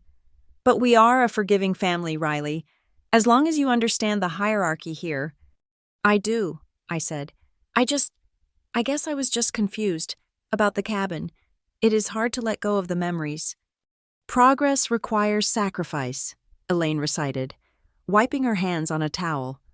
Once the new structures are up, you won't even miss that old eyesore. The investors are flying in next week to finalize the Phase 1 capital injection. It is very exciting. We are talking about a valuation of $20 million within 5 years. $20 million. I whistled low. That is amazing. Elaine, you really pulled it off. But aren't you worried about the title issues? I mean, with Grandma. Riley, please. She rolled her eyes, walking over to the dishwasher to start a cycle. The machine began to hum and swish, creating a layer of white noise. I stepped closer to her, ensuring the recorder captured everything. I just mean, I lowered my voice, playing the part of the concerned daughter. If Grandma didn't sign the papers, isn't that fraud? I do not want you or Dad to get in trouble. Elaine laughed. It was that same arrogant, dismissive laugh she had used for years. She leaned against the granite counter, crossing her arms. You are so naive, she said. Nobody looks that closely. Riley, not when the property values are this high. The county wants the tax revenue. The bank wants the interest. Everyone wants this to happen. But legally, I pressed gently, how did you get around her signature? Elaine smirked. Medical power of attorney. We filed it years ago when we moved her to care. But doesn't that only cover medical decisions? I asked, my heart pounding against the plastic device in my pocket. Can you use that for real estate? It covers whatever I say it covers, Elaine said, her voice dropping to a conspiratorial whisper. I signed on her behalf as her guardian. I told the clerk she was too incapacitated to hold a pen. They stamped it and moved on. It is a formality. Riley, the woman does not even know what year it is. I am doing her a favor by managing her assets. Otherwise, it would just sit there rotting. And nobody checked? I asked. Nobody asked to see her? Why would they? Elaine shrugged. I am Elaine Fullerton. People in this town trust me. And besides, she added, a cruel glint in her eye, who is going to contradict me? You? No, I said softly. I guess not. Exactly, she said. Now, grab some plates. If you are staying for lunch, you are helping set the table. I left an hour later, I told them I had a headache and needed to get back to the city. I did not hug Elaine. I hugged Dad, and for a second, I felt a wave of pity for him. He was standing in a burning house and he didn't even smell the smoke. I drove to the nearest gas station, parked around the back, and emailed the audio file to Evelyn. 10 minutes later, my phone rang. "I got it," Evelyn said. "I hope you are sitting down, because you just handed me a nuclear warhead." "Did you hear the part about the power of attorney?" I asked. "Loud and clear," Evelyn said. I pulled the medical power of attorney she filed. It specifically excludes the sale or transfer of real property. By using it to sign a demolition permit and a loan application, she has committed perjury, fraud, and forgery, and since she did it to secure a loan from a federally insured bank, we might be looking at federal charges. "So we sue?" "We do better than sue," Evelyn said. "We drop the guillotine. I am going to file an emergency injunction on Monday morning. We are going to freeze the project. Then, I am going to send a formal letter to the bank and the investors at Summit Crest Retreats, informing them that the title to the land is in dispute and that their lead developer has admitted on tape to falsifying ownership documents." "The money will dry up," I said. "Faster than a raindrop in the desert," Evelyn promised. "Banks hate risk. Investors hate fraud. The moment they get my letter, they will pull the plug. Elaine won't just lose the cabin. She will lose the financing for the whole project. She will be stuck with the architectural bills, the retainer fees, and a half-dug hole in the ground." "She will come after me," I said. "Let her," Evelyn said. "You are not the scared little girl in the kitchen anymore. Riley, you are the plaintiff, and you have the truth on your side. Stay in Denver. Do not go back to the lodge until I tell you. It is going to get ugly." I hung up the phone. I sat in my car, watching the snow fall on the windshield. For the first time in my life, I didn't feel like the housemaid, the unpaid servant. I didn't feel like the victim. I felt dangerous. Elaine had spent her life manipulating the system. Social perceptions, family dynamics, appearances. She thought she was the master of the game because she knew how to smile and lie. But she had forgotten that the system ultimately runs on paper, on deeds, on signatures, on laws. She had tried to erase Margaret with a story. We were going to erase Elaine with a statute. I put the car in gear and drove back toward the highway. I wasn't running away this time. I was just moving to a better vantage point to watch the castle fall. The silence from the lodge lasted exactly 48 hours after Evelyn filed the injunction. I had expected a phone call. I had expected my father to scream, or Elaine to hiss threats into my voicemail. I was prepared for a direct confrontation. I had rehearsed my lines. I had my lawyer on speed dial. But Elaine did not call. Elaine did not text. Elaine did what she always did when her control was threatened. She weaponized the narrative. It started on a Tuesday morning. I was at my desk at Brightwave Digital, sipping lukewarm coffee and trying to focus on a slide deck for a new client. My phone buzzed against the laminate desktop. Then it buzzed again, and again, a rapid-fire staccato of notifications that usually meant a server had crashed or a PR crisis was unfolding. I picked it up. It was not work. It was Facebook. "You have been tagged in a post by Elaine Fullerton. Thomas Fullerton shared a post. Linda Fullerton commented on a post you are tagged in." My stomach dropped to the floor. My hands turned clammy as I unlocked the screen. There it was, a long, carefully crafted status update, accompanied by a photo of Elaine and my father holding hands in front of the lodge fireplace, looking somber and brave. It is with a heavy heart that I have to bring a private family matter into the light. The post began, "We have always tried to protect our privacy, but recent events have left us no choice. We are asking for prayers for our eldest daughter, Riley. As many of you know, Riley has struggled deeply since the passing of her mother years ago.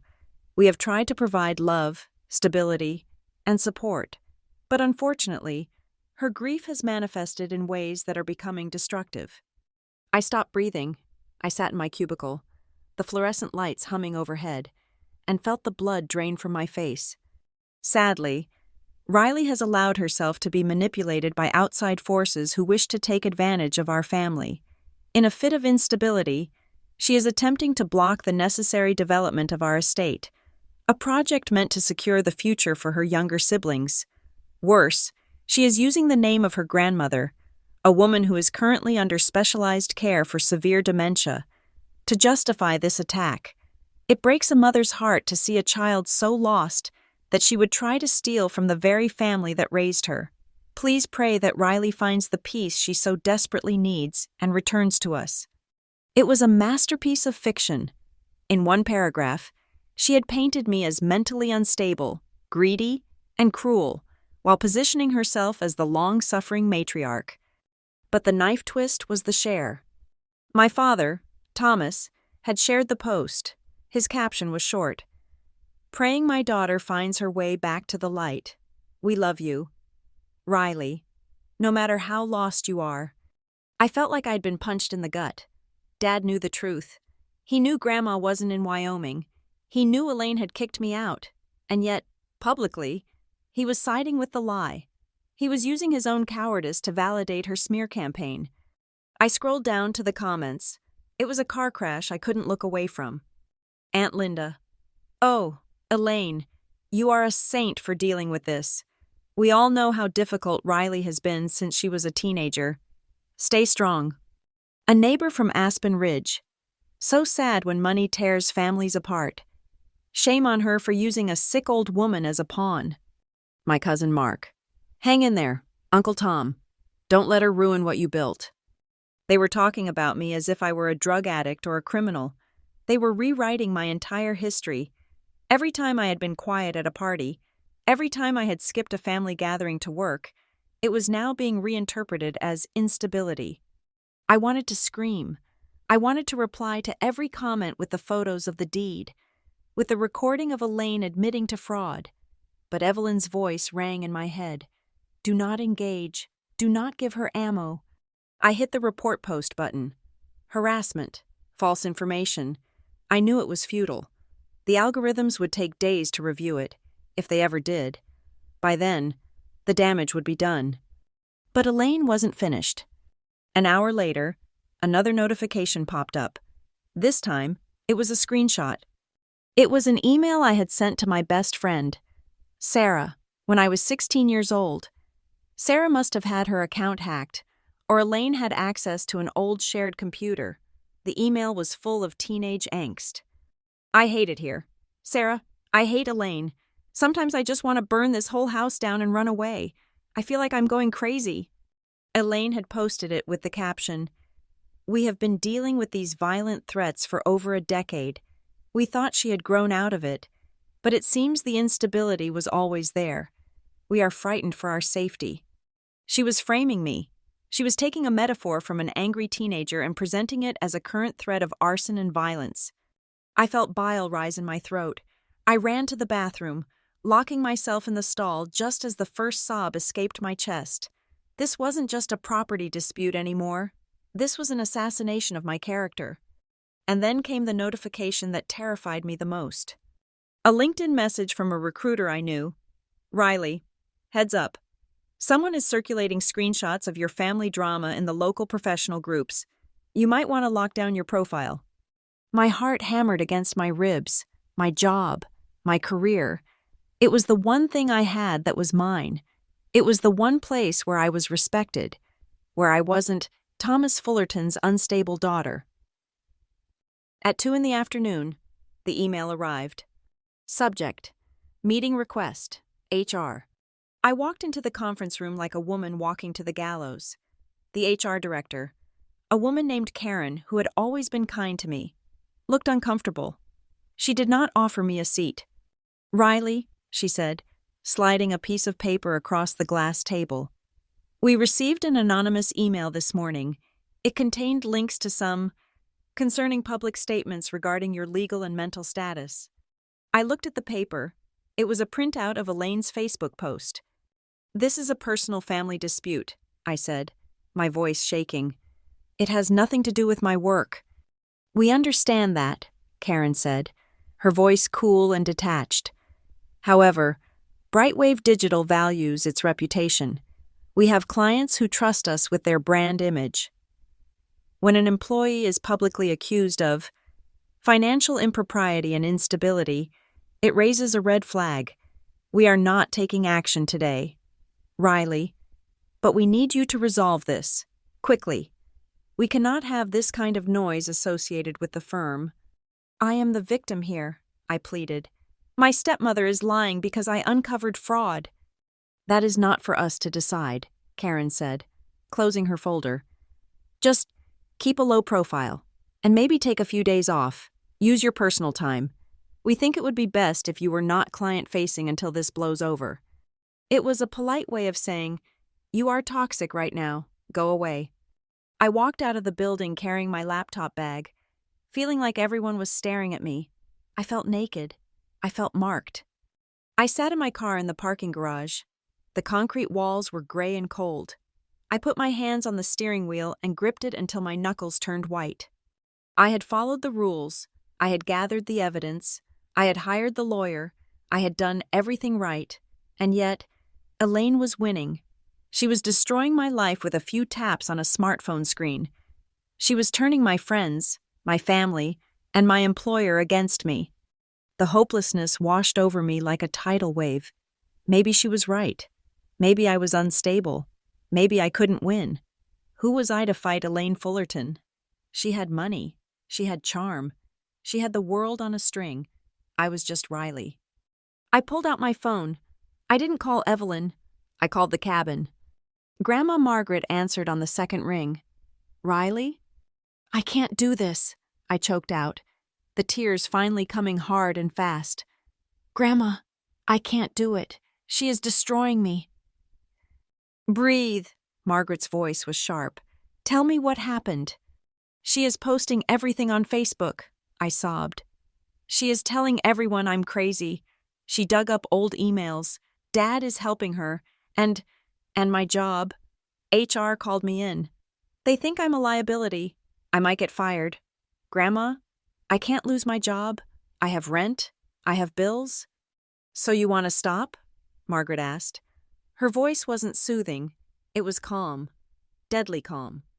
I think I have to, I said, wiping my nose with the back of my hand. I will sign the papers. I will let her have the land. I just want her to stop. I want my life back. There was a long silence on the line. For a moment, I thought the connection had dropped. You think signing the papers will give you your life back? Margaret asked. Yes, I said weakly. If I give her what she wants, she will leave me alone. You are wrong, Margaret said. The steel in her voice rang through the tiny speaker. If you fold now, Riley, you are confirming everything she said. You are admitting that you are unstable. You are admitting that you were wrong. You will spend the rest of your life being the crazy daughter who tried to steal from her family and failed. Elaine will own that story forever. She will tell it at every dinner party. She will tell it to your future children. She will tell it to Lily and Owen. The mention of the kids made me flinch. Lily and Owen. They are watching, Margaret said. They are seeing their big sister being erased. If you quit now, you are teaching them that the only way to survive in that family is to become a monster like Elaine or a coward like Thomas. But I am scared, I whispered. I am so scared. Good, Margaret said. Be scared, but do not be stupid. Elaine is screaming on the internet because she is terrified in real life. She knows the injunction is real. She knows the bank is going to call. This is a tantrum, Riley. It is a loud, vicious tantrum, and you do not give in to terrorists. She is ruining my reputation. Reputations can be rebuilt, Margaret said. But dignity? Once you sell that, you never get it back. We are not fighting for drama. We are not fighting for likes on Facebook. We are fighting for the truth on paper, in black and white. Do you have the truth? I looked at the passenger seat where my folder of documents sat. The deed, the trust, the recording. Yes, I said. I have the truth. Then stand up, Margaret commanded. Dry your face, call Evelyn, and tell Elaine to go to hell. I took a deep breath. It shuddered in my chest, but it filled my lungs. Margaret was right. If I quit, I wasn't just losing land, I was losing myself. Okay, I said. Okay, Grandma, I am still in.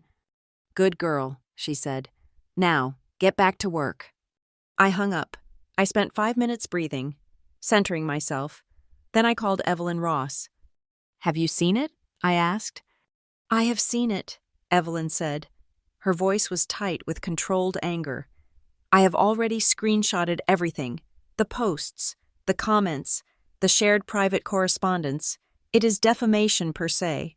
Riley, she is accusing you of a crime and impugning your professional competence. She contacted my employer, I said. Or someone did. Tortious interference with business relations. Evelyn rattled off the legal term like she was ordering lunch. She just handed us another lawsuit on a silver platter.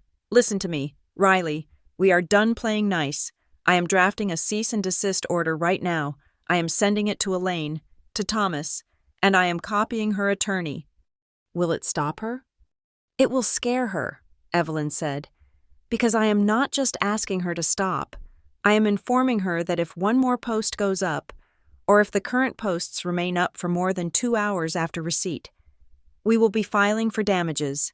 Significant damages. I am talking about the kind of money that ruins her boutique resort budget before she even buys a shovel. Do it, I said. And Riley, Evelyn added, I am also sending a letter to Brightwave's legal department, not to sue them, but to inform them that you are the victim of a documented campaign of harassment, and that any adverse employment action taken against you based on these false claims would be unwise.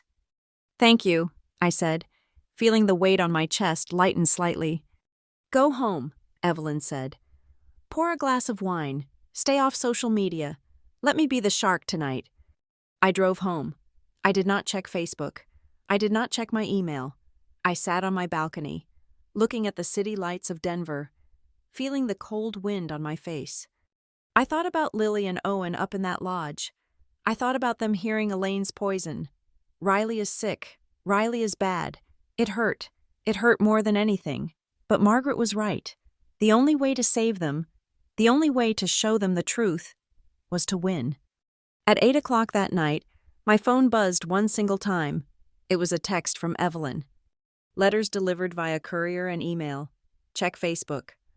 I opened the app, bracing myself. I navigated to Elaine's profile. The post was gone. The prayer request was gone. The photo of the email was gone. The comments were gone. It was scrubbed clean. Elaine had blinked. I sat back on my couch, a strange sensation spreading through my limbs. It wasn't happiness. It was something colder, harder. It was the feeling of power. Elaine could scream to the neighbors. She could lie to the family. But when faced with the cold, hard reality of the law, she had folded. She was afraid. For the first time in 15 years, Elaine Fullerton was afraid of me. I closed my eyes and slept. The next day, we would take the cabin back. The shift in the war was subtle at first, felt not in loud explosions, but in the quiet, grinding turn of heavy gears.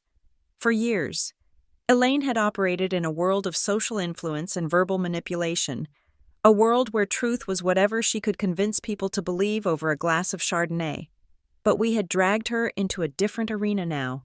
We were in the world of statutes, deeds, and liability. And in this world, charm was not a currency. It started on a Tuesday morning, 3 days after I had almost quit. Evelyn Ross did not just file a lawsuit. She launched a shock and a weep campaign. She filed a motion for a temporary restraining order and a preliminary injunction in the district court. The language was dry, precise, and devastating. We were asking the court to immediately halt any demolition, construction, or transfer of ownership regarding the Aspen Ridge property until the question of the title was resolved. We attached the 1998 deed. We attached the trust documents. We attached the transcript of the recording where Elaine admitted to bypassing Margaret's consent. But Evelyn knew that courts moved slowly, and bulldozers moved fast. So she did something else. She sent a certified letter, return receipt requested, to the legal department of the regional bank financing the construction. She sent a copy to the compliance officer at Horizon Peak Capital, the private equity firm Elaine had courted for the expansion. The letter was simple. It stated that their borrower, Elaine Fullerton, was attempting to pledge collateral she did not legally own. It warned them that if they proceeded with funding the Summit Crest Retreats project, they would be knowingly participating in property fraud and would be named as co-defendants in the ensuing litigation. Money is a coward. That is what Evelyn told me. By Thursday afternoon, the construction site at the lodge, which I heard from a neighbor had been buzzing with surveyors and equipment staging, went silent. I was sitting in Evelyn's office in Boulder when she got the call. She put it on speaker. It was the general counsel for the bank. Ms. Ross. The man's voice was tight, clipped, and devoid of any holiday cheer.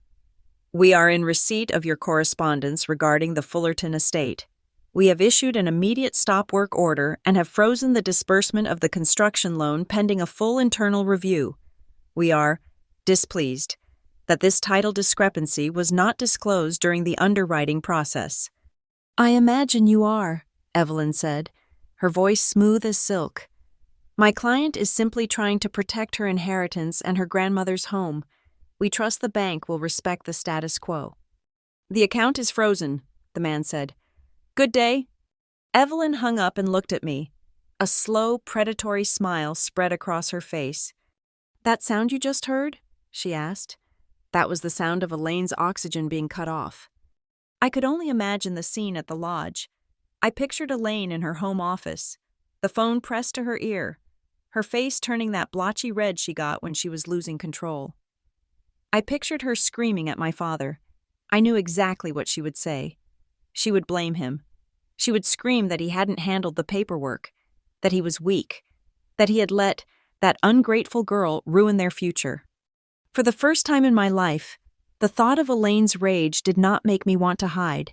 It made me feel like justice was finally being served. Now, Evelyn said, sliding a folder across her desk. We wait for the judge, and while we wait, you stay invisible. Do not go up there. Do not answer their calls. Do not text Owen or Lily. As much as that hurts, Elaine is a wounded animal right now. She will lash out. You need to be a ghost. I followed her advice. I stayed in Denver. I went to work, kept my head down, and spent my evenings cataloging the hate. It was a gruesome task. I created a spreadsheet. I took screenshots of every nasty comment Elaine's friends left on my social media. I archived the text messages from unknown numbers calling me a thief. I saved the emails from family members telling me I was breaking my father's heart. I didn't reply to a single one. I just filed them away, labeling each one with a date and time, building a mountain of evidence for the defamation suit Evelyn was keeping in her back pocket. But the silence didn't last. The injunction was public record, and in a small town like Aspen Ridge, court filings are better than gossip columns. On Friday, I got a call from a number I didn't recognize. Riley Fullerton? A male voice asked. This is Mike Slater. I am a reporter with the Aspen Daily News. I was looking through the county clerk's filings and saw a rather interesting injunction request regarding the Summit Crest project. It mentions allegations of, elder financial abuse. I was wondering if you had a comment. My instinct was to hang up. Elaine had trained me to fear the press, to fear public scrutiny. But then I remembered Margaret's voice. Do not let others write your story. I cannot comment on pending litigation, I said, repeating the line Evelyn and I had practiced. However, the public filings speak for themselves. My grandmother, Margaret Fullerton, has lived in her cabin on the property for 50 years. She is not in a nursing home in Wyoming. Despite what has been claimed, we are simply ensuring her rights, and my mother's legacy, are protected. Wait, the reporter paused. You are saying Margaret Fullerton is currently living on the property? The developer's filings state she is in a memory care unit out of state. As I said, I kept my voice steady. The filings speak for themselves. If you want to know where she is, perhaps you should ask the developer why there is smoke coming from the cabin chimney. The article ran on Sunday. It was not the fluff piece Elaine was used to. The headline on page 3 read, "Resort Project Halted Amidst Family Dispute and Title Questions."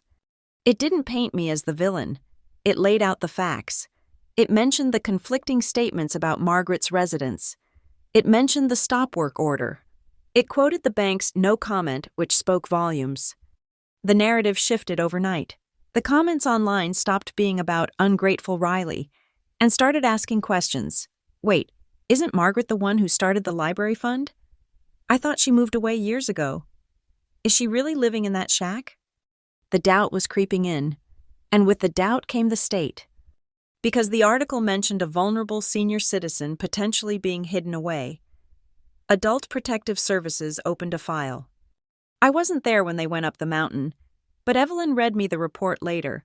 It was the single most satisfying document I had ever heard. The caseworker, a woman named Mrs. Gable, had arrived unannounced. She had expected, based on Elaine's previous descriptions, to find a confused, frail woman living in squalor. Instead, she found Margaret Ward Fullerton. The report described the cabin as clean, heated, and adequately stocked with food. It noted that Margaret was alert, oriented to person, place, and time, and fully capable of making her own decisions. But the damaging part, the part that would haunt Elaine in court, was the interview summary. Mrs. Fullerton stated clearly that she has never resided in Wyoming. She expressed confusion regarding her family's claims of her dementia. She was able to provide detailed accounts of her history, her finances, and her current legal dispute. She identified her granddaughter, Riley Fullerton, as her primary advocate and caregiver support. When asked about her son and daughter-in-law, Mrs. Fullerton stated that she had been encouraged to remain in the cabin and had been isolated from visitors for several years. The report concluded with a recommendation: no evidence of self-neglect. Subject is safe.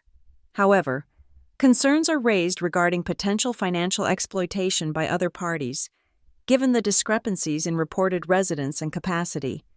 "This is it," Evelyn told me over the phone. "This is the nail in the coffin. We have an independent government agency confirming she is sane and that Elaine lied about her location. The bank has this report now. Horizon Peak has it. Elaine is radioactive." "So what happens now?" I asked. "Do we go to trial?" "We could," Evelyn said, "but trials are expensive and public. Elaine is terrified of public. She is watching her reputation crumble. She will want to make this go away before she gets charged with perjury." "She won't surrender," I said. "She is too proud." "She won't surrender to you," Evelyn corrected. "But she might surrender to the inevitable if we corner her. I am going to propose mediation, but not in a conference room in Denver. I am going to demand we hold it on site."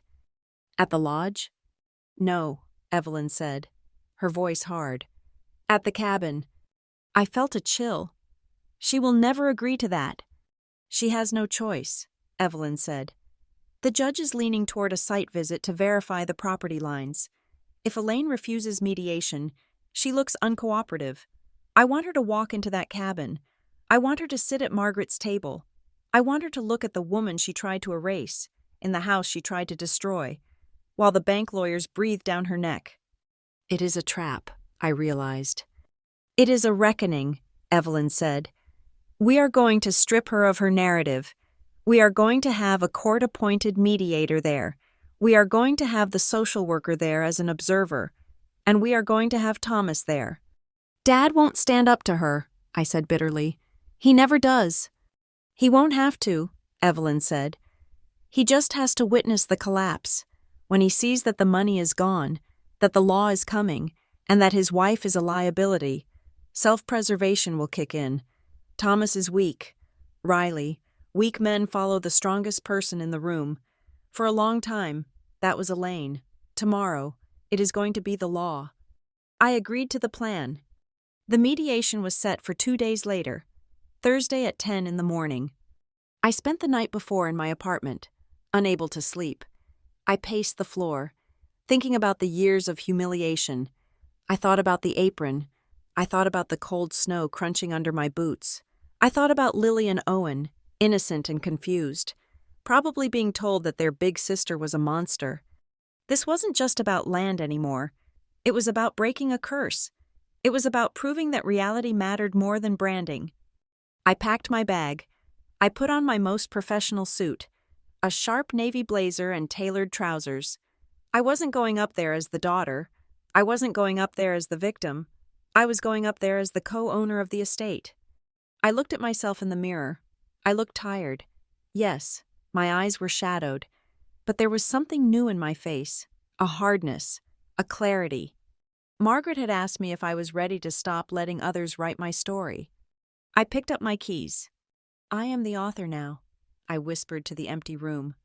I drove toward the mountains, driving toward the cabin where I had been exiled, ready to turn my prison into my courtroom. The road ahead was clear, and for the first time in years, I wasn't afraid of the destination. Elaine was waiting, but she was waiting for the girl she had kicked out. She had no idea she was about to meet the woman who was coming to evict her. The morning of the mediation broke cold and brittle, the sky a sheet of hard, gray steel. It was 10 o'clock. Inside the cabin, we had transformed Grandma Margaret's dining table into a fortress.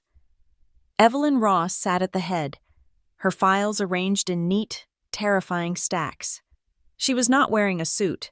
She was wearing a heavy wool sweater that made her look like a grandmother, which I knew was a calculated move to disarm Elaine. But her eyes were sharp, and a digital voice recorder hummed silently next to her coffee mug. I sat next to Margaret. My grandmother was dressed in her Sunday best, a high-collared navy blouse and a silver brooch my grandfather had given her 40 years ago. She sat with her back straight, her hands folded on the table, looking like a queen awaiting an execution. "They are here," I said, watching through the front window. The black SUV crunched up the freshly plowed service road. It looked out of place here, too shiny, too big for the narrow track. It stopped next to Evelyn's modest sedan and the county mediator's government-issued hatchback. I watched Thomas and Elaine get out. They were dressed for a casual business meeting. Elaine wore a camel hair coat and oversized sunglasses.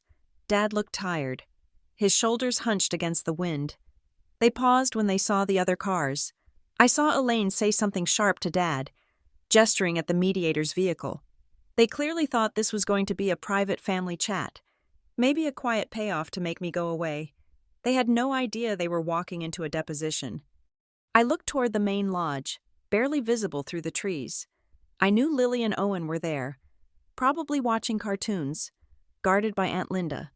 A pang of guilt hit me. I missed them. I hated that they were just a few hundred yards away, completely unaware that their family was about to implode. "Focus," Margaret whispered, sensing my distraction. "Do not look back." The heavy wooden door opened. Elaine swept in first, bringing a gust of cold air and the scent of expensive perfume.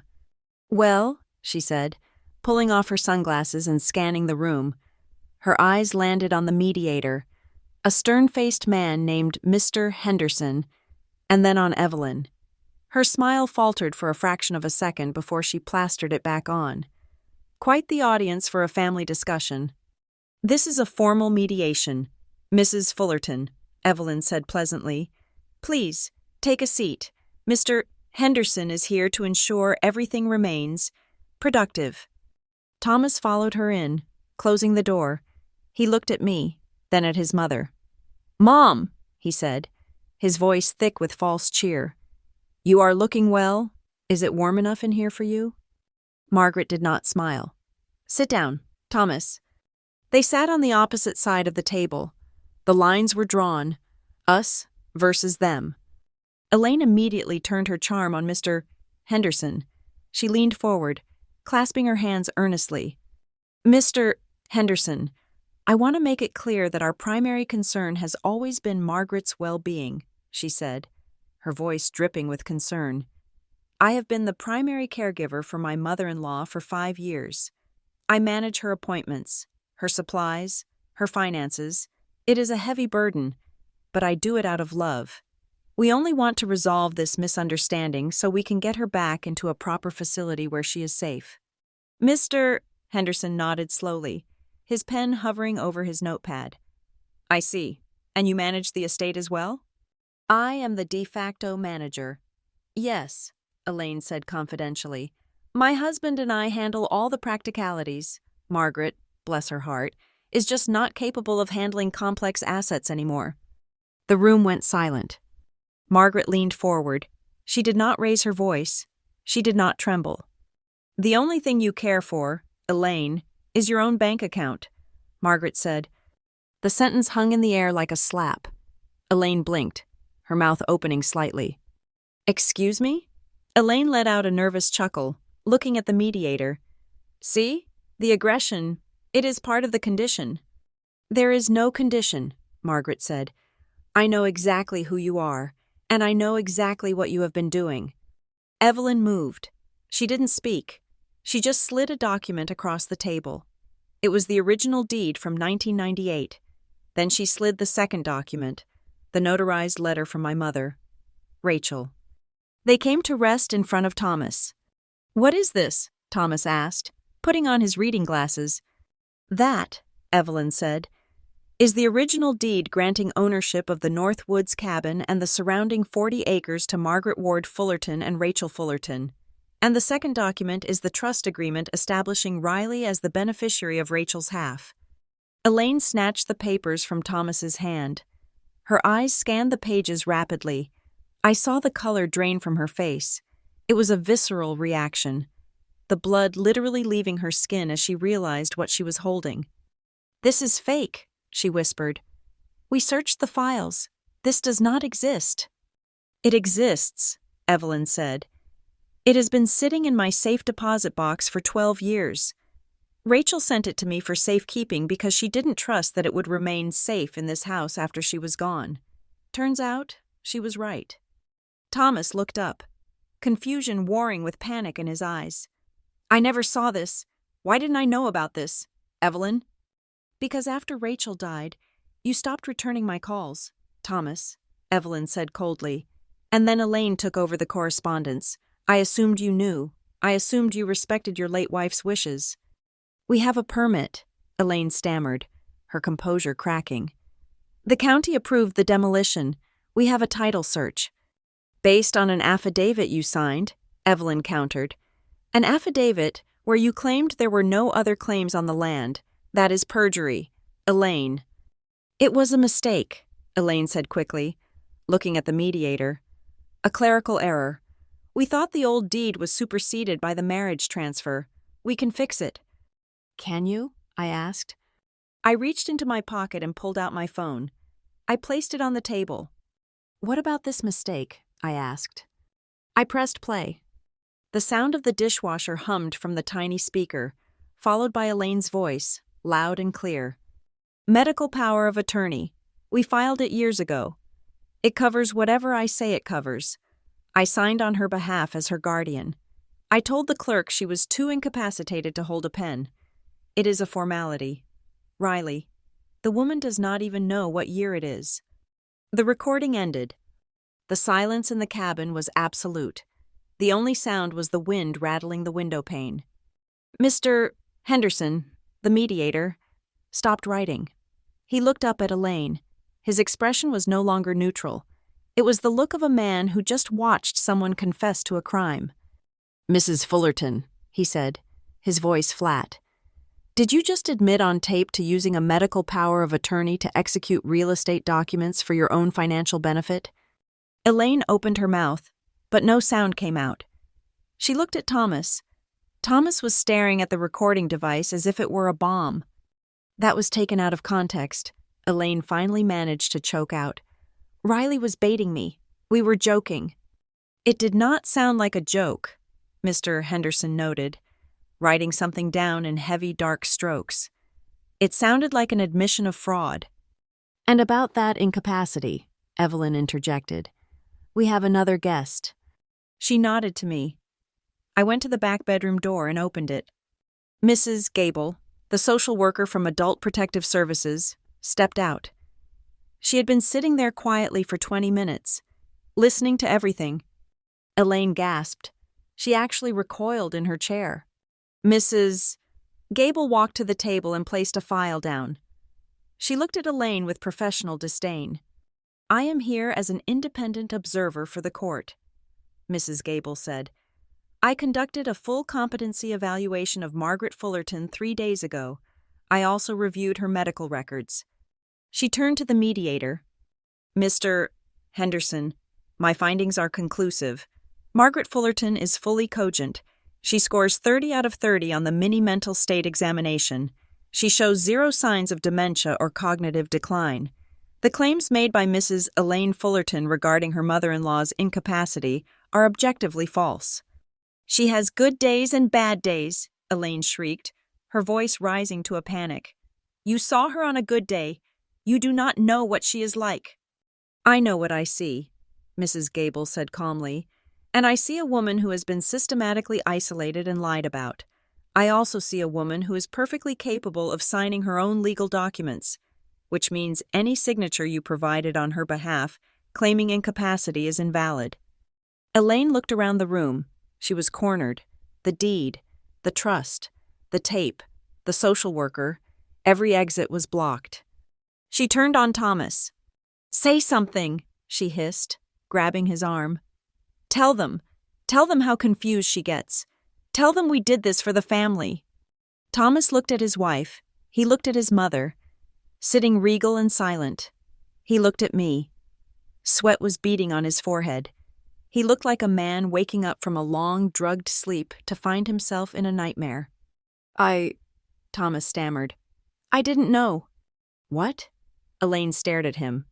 "I didn't know about the medical power of attorney being used for the land," Thomas said, his voice trembling. "Elaine, you told me Mom signed the papers. You told me she agreed to it." "Thomas," Elaine warned, her eyes wide with shock. "I trusted you," Thomas said, pulling his arm away from her. He looked at Mr. Henderson. "I let Elaine handle the paperwork. She said she was a professional. She said Mom was gone. I just believed her." "You coward," Elaine spat. "You spineless little coward. You were happy enough to spend the loan money. You were happy enough to look at the architectural plans. Do not pretend you are innocent." "I may be stupid," Thomas said, his voice gaining a shred of strength, "but I am not a criminal, and I am not stealing my mother's house." "So," Evelyn said, her voice cutting through the domestic squabble like a knife, "here is where we stand." She leaned forward, locking eyes with Elaine. "We have proof of deed fraud. We have proof of elder abuse via isolation and financial exploitation. We have proof of bank fraud, and we have a recording of you admitting to it." Evelyn opened a new folder. "I have a complaint drafted here," she said. "It is ready to be filed with the district attorney and the state attorney general. If I file this, Elaine, you are not just losing the resort, you are going to prison. Mandatory minimum sentencing for financial crimes against the elderly is not a joke in Colorado." Elaine was shaking now. Her hands were gripping the edge of the table so hard her knuckles were white. "What do you want?" she whispered. "We want a settlement," Evelyn said.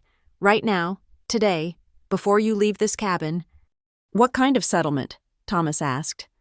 "First," Evelyn said, "you withdraw the permit application immediately. Summit Crest Retreats is dead. Second, you acknowledge Margaret and Riley as the sole owners of this cabin and the 40 acres. You sign a quitclaim deed today waiving any and all interest in this parcel."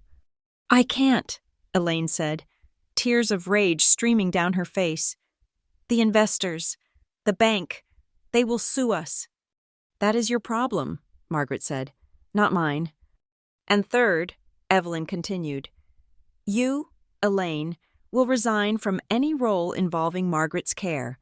You will vacate the main lodge's authority. Thomas can stay if he wants. But you have no say in this estate anymore." "You are taking my house," Elaine sobbed. "I built that lodge. I made it what it is." "You built it on lies," I said, "and now the rent is due." Mr. Henderson cleared his throat. "Given the evidence presented, Mrs. Van Fullerton, I strongly suggest you consider this offer. If this goes to a judge, based on what I've seen here, you will lose everything, and the criminal exposure is significant." Elaine looked at the papers. She looked at Thomas, who was refusing to meet her eyes. She looked at the window, where the snow was burying her dreams of a boutique resort.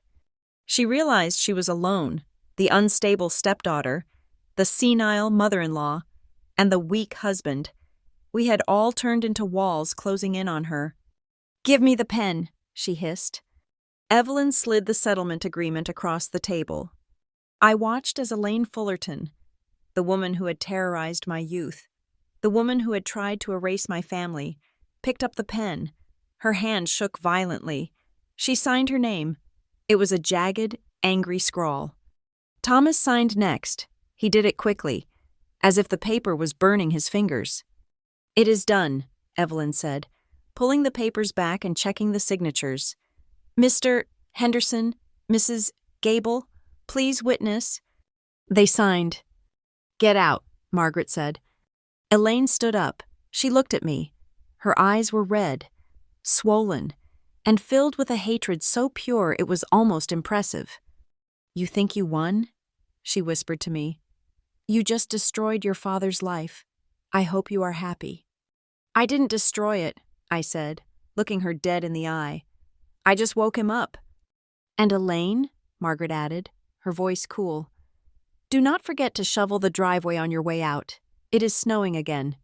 Elaine turned and stormed out of the cabin. The door slammed shut behind her, shaking the walls.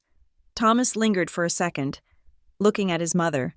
He looked like he wanted to say something, to apologize, to beg. "Go, Thomas," Margaret said softly. "Go fix your mess." He nodded, head bowed, and followed his wife out into the cold. The four of us, me, Margaret, Evelyn, and Mrs. Gable, sat in the silence. The tension in the room broke like a fever. "Well," Evelyn said, capping her pen, "that went well." I looked at the signed document on the table. It was just a piece of paper, but it was the heaviest thing I had ever seen. It was my freedom. It was my grandmother's life. I looked at Margaret. She was smiling, a real, genuine smile that reached her eyes. "Coffee?" she asked. "I think we have earned it." "I think we have earned champagne," I said, laughing through the tears that were starting to fall again. "Next time," Margaret said. "First, we make sure they actually leave." We walked to the window and watched. The black SUV was reversing down the drive. Slipping slightly on the ice, they were leaving. And for the first time in 5 years, the lights of the cabin were burning brighter than the lights of the lodge. We had won. The air in the cabin was thick enough to choke on. We had moved past the initial shock of the recording and the social worker's report, and now we were in the endgame. Evelyn Ross did not let the momentum die. She adjusted her glasses, smoothed out a fresh document on the wooden table, and looked at Elaine with the dispassionate stare of a coroner examining a corpse. "We are not finished," Evelyn said, her voice cutting through the heavy silence. "The resignation from Margaret's care is just the appetizer. Now we discuss the terms of your surrender." Elaine was breathing hard, her chest heaving beneath her camel hair coat. She looked like a cornered animal, dangerous, but terrified. "Surrender? We just signed the paper. We acknowledge the deed. What more do you want?"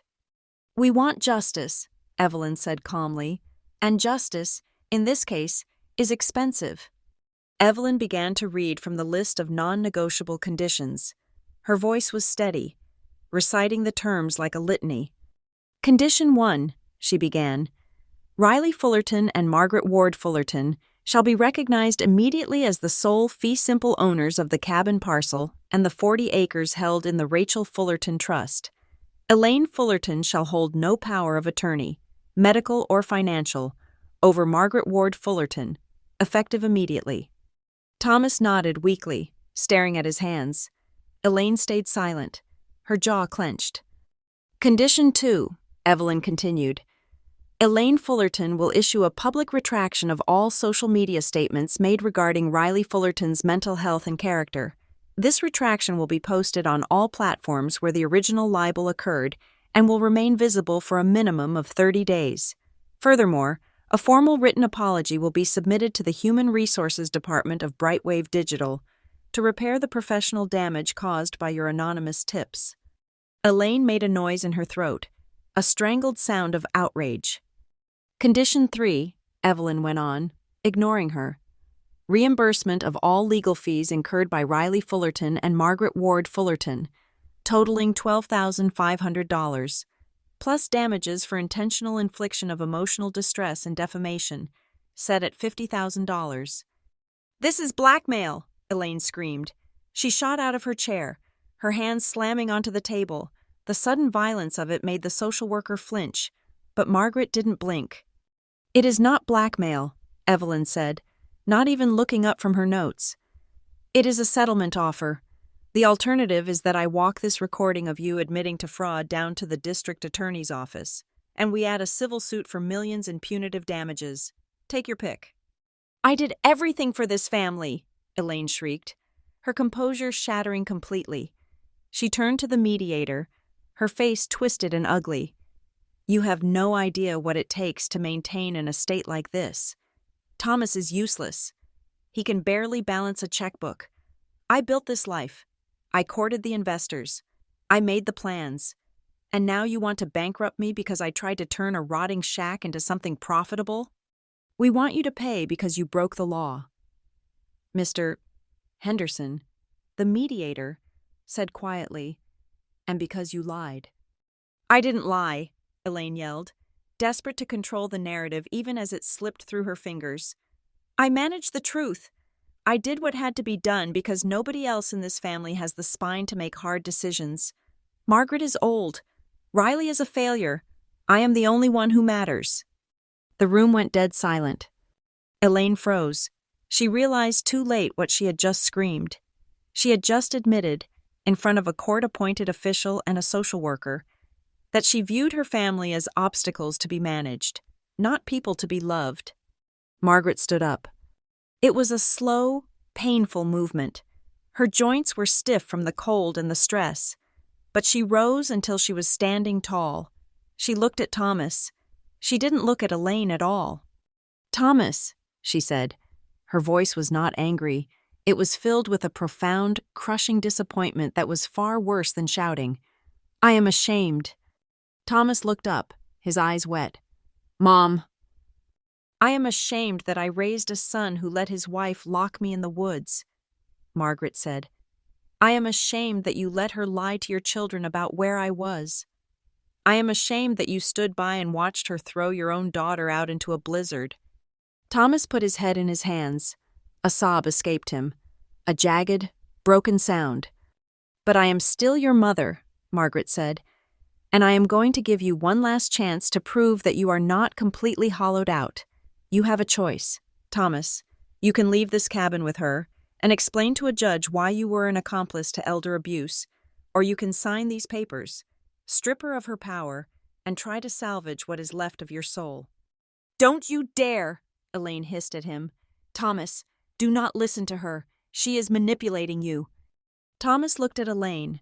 For the first time in 15 years, I saw the fog clear from his eyes. He looked at the woman he had married, the woman he had allowed to bulldoze his life, and he didn't see a savior. He saw a tyrant. "Give me the pen," Thomas whispered. "Thomas, no!" Elaine grabbed his arm. "Get your hands off me," Thomas said. He didn't shout, but his voice was hard. He shook her off. He reached across the table and took the pen from Evelyn. His hand was shaking violently. The tip of the pen rattled against the paper, but he pressed down. He signed the settlement agreement. He signed the transfer of authority. He signed the admission of fault. With every stroke of the pen, Elaine seemed to shrink. Her power was not magical. It was borrowed. It came from Thomas's compliance. And the moment he stopped complying, she was just a mean woman in an expensive coat standing in a drafty cabin. "It is done," Thomas said, dropping the pen. He looked at me. "Riley, I am sorry, God. I am so sorry." I looked at him. I wanted to forgive him. I wanted to hug him. But the image of him standing in the warm window while I froze in the snow was still too fresh. "Fix it, Dad," I said softly. "Just fix it." Evelyn wasn't finished. She pulled one final document from her folder. There is one last thing, Evelyn said. The bank and Horizon Peak Capital. Elaine looked up, her eyes dull. What about them? They have been informed that the project is halted, Evelyn said. But they need a formal explanation for the title discrepancy. If we let the bank investigate on their own, they will find the fraud, and they will press criminal charges. However, if you self-report, if you withdraw the loan application voluntarily and admit to a misunderstanding of the deed boundaries, they might just blacklist you instead of arresting you. Evelyn slid a pre-written letter across the table. This is a formal withdrawal of the Summit Crest proposal, citing an internal error in land surveying. Evelyn explained. You are going to sign it, and you are going to mail it today. It kills the project permanently. It ruins your credibility with these lenders forever, but it keeps you out of jail. Elaine stared at the paper. It was her death warrant as a developer. Summit Crest was her masterpiece. It was supposed to be her ticket to the big leagues. Signing this meant admitting she was incompetent. It meant she was toxic. You are destroying my reputation, Elaine whispered. You destroyed it yourself, Evelyn said. Sign it, or I call the sheriff. Elaine picked up the pen. She signed the withdrawal. It was the end of Summit Crest retreats, the end of the boutique resort, the end of the glamping pods. The land would stay wild. Now, Margaret said, get out of my house. Mr. Henderson and Mrs. Gable began packing up their briefcases. They looked exhausted but satisfied. They had seen the truth, and they had done their jobs. Thomas stood up. He looked like he had aged 10 years in the last hour. He walked to the door, his head bowed. Elaine followed him, but at the threshold, she stopped. She turned back. Her eyes locked onto mine. She couldn't help herself. She needed to have the last word. She needed to inflict one last wound. She stepped back toward me, opening her mouth to speak. Margaret moved faster than I thought possible. She stepped in front of me, blocking the doorway. She was small, but in that moment, she looked like a giant. No, Margaret said. This door is not yours anymore. Elaine, you do not get to come back in. Evelyn stepped up beside Margaret and handed Elaine a folded piece of paper. This is a temporary restraining order, Evelyn said cheerfully. Until the divorce settlement, which I assume Thomas will be filing, is finalized. You are barred from entering the 40 acres of the trust land. If you step 1 foot on this path again, Riley calls the police, and you will be arrested for trespassing.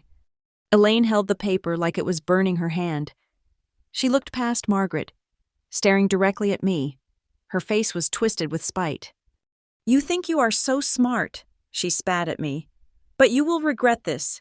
You just tore this family apart. You will be alone, Riley. You will regret turning your back on your family. The words hung in the cold air. It was the same threat she had used to control me for years. Family, loyalty, obligation. But as I stood there, with the warmth of the wood stove behind me and the documents proving my ownership on the table, the words had no power. Family? I asked, my voice clear and steady. Elaine, family does not kick their daughter out to sleep in the snow, and family does not shove their grandmother into the darkness to rot. I stepped forward, standing shoulder to shoulder with Margaret. We are the family, I said, and we are home. You are just the trespasser. Elaine opened her mouth to retort, but there was nothing left to say. The truth stripped her bare. She turned around and walked out into the snow. The wind had picked up. It whipped her camel coat around her legs. She slipped slightly on the icy path, flailing to catch her balance. Nobody ran to help her. Thomas was already halfway to the car, walking with a heavy, trudging gait. He didn't wait for her. I watched the symmetry of it. A few nights ago, I had been the one standing in the snow, looking at the warm light of the lodge, feeling rejected and alone. I had been the exile. Now, Elaine was the one out in the cold. She was the one walking away from the warmth. She was the one who had no place to rest her head. I stood in the doorway of the cabin. The fire was crackling behind me. The smell of cedar and sage filled the air. Margaret put her arm around my waist and squeezed. "We did it," she whispered. "We did it," I agreed. We watched as the black SUV started up. We watched the red taillights fade as they navigated the switchbacks down the mountain. They were gone. The noise, the chaos, the lies. They all drove away with that car. Mr. Henderson and Mrs. Gable said their goodbyes, shaking our hands with genuine respect before heading to their own vehicles. Evelyn was the last to leave. She hugged me, a fierce, strong embrace. "You did good, kid," she said. "Your mother would be proud." "Thank you, Evelyn," I said, "for everything." She drove away, leaving us alone in the silence of the aspen grove. I closed the heavy wooden door. I slid the deadbolt home. Clack! It was the sound of safety. I turned back to the room. It wasn't a shack anymore. It wasn't a tear-down. It was ours.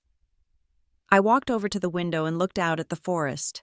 The snow was falling softly now, covering the tire tracks, covering the scars on the land. The trees stood tall and silent, guardians of a history that we had fought to preserve. Margaret came and stood beside me. We didn't need to say anything. We just watched the snow fall. Two women who had reclaimed their names, their home, and their future. The lights of the main lodge were still visible in the distance, but they didn't look intimidating anymore. They just looked like lights. The story of Riley Fullerton wasn't going to be written by Elaine. It wasn't going to be a tragedy of the unwanted stepdaughter. It was a story of revenge, yes, but more than that, it was a story of return. I rested my head on my grandmother's shoulder. For the first time in a long time, I wasn't tired. I was just ready for whatever came next. Thank you so much for listening to this story. I hope you enjoyed Riley's journey from being an outcast to taking back her power. I would love to know where you are tuning in from today. Please drop a comment down below and share your location and your thoughts on Elaine's punishment. Was it enough? Let's chat in the comments. And if you enjoyed this video, please make sure to subscribe to the Lila Revenge Stories channel. Hit that like button and smash the hype button to help this story reach even more people. See you in the next one.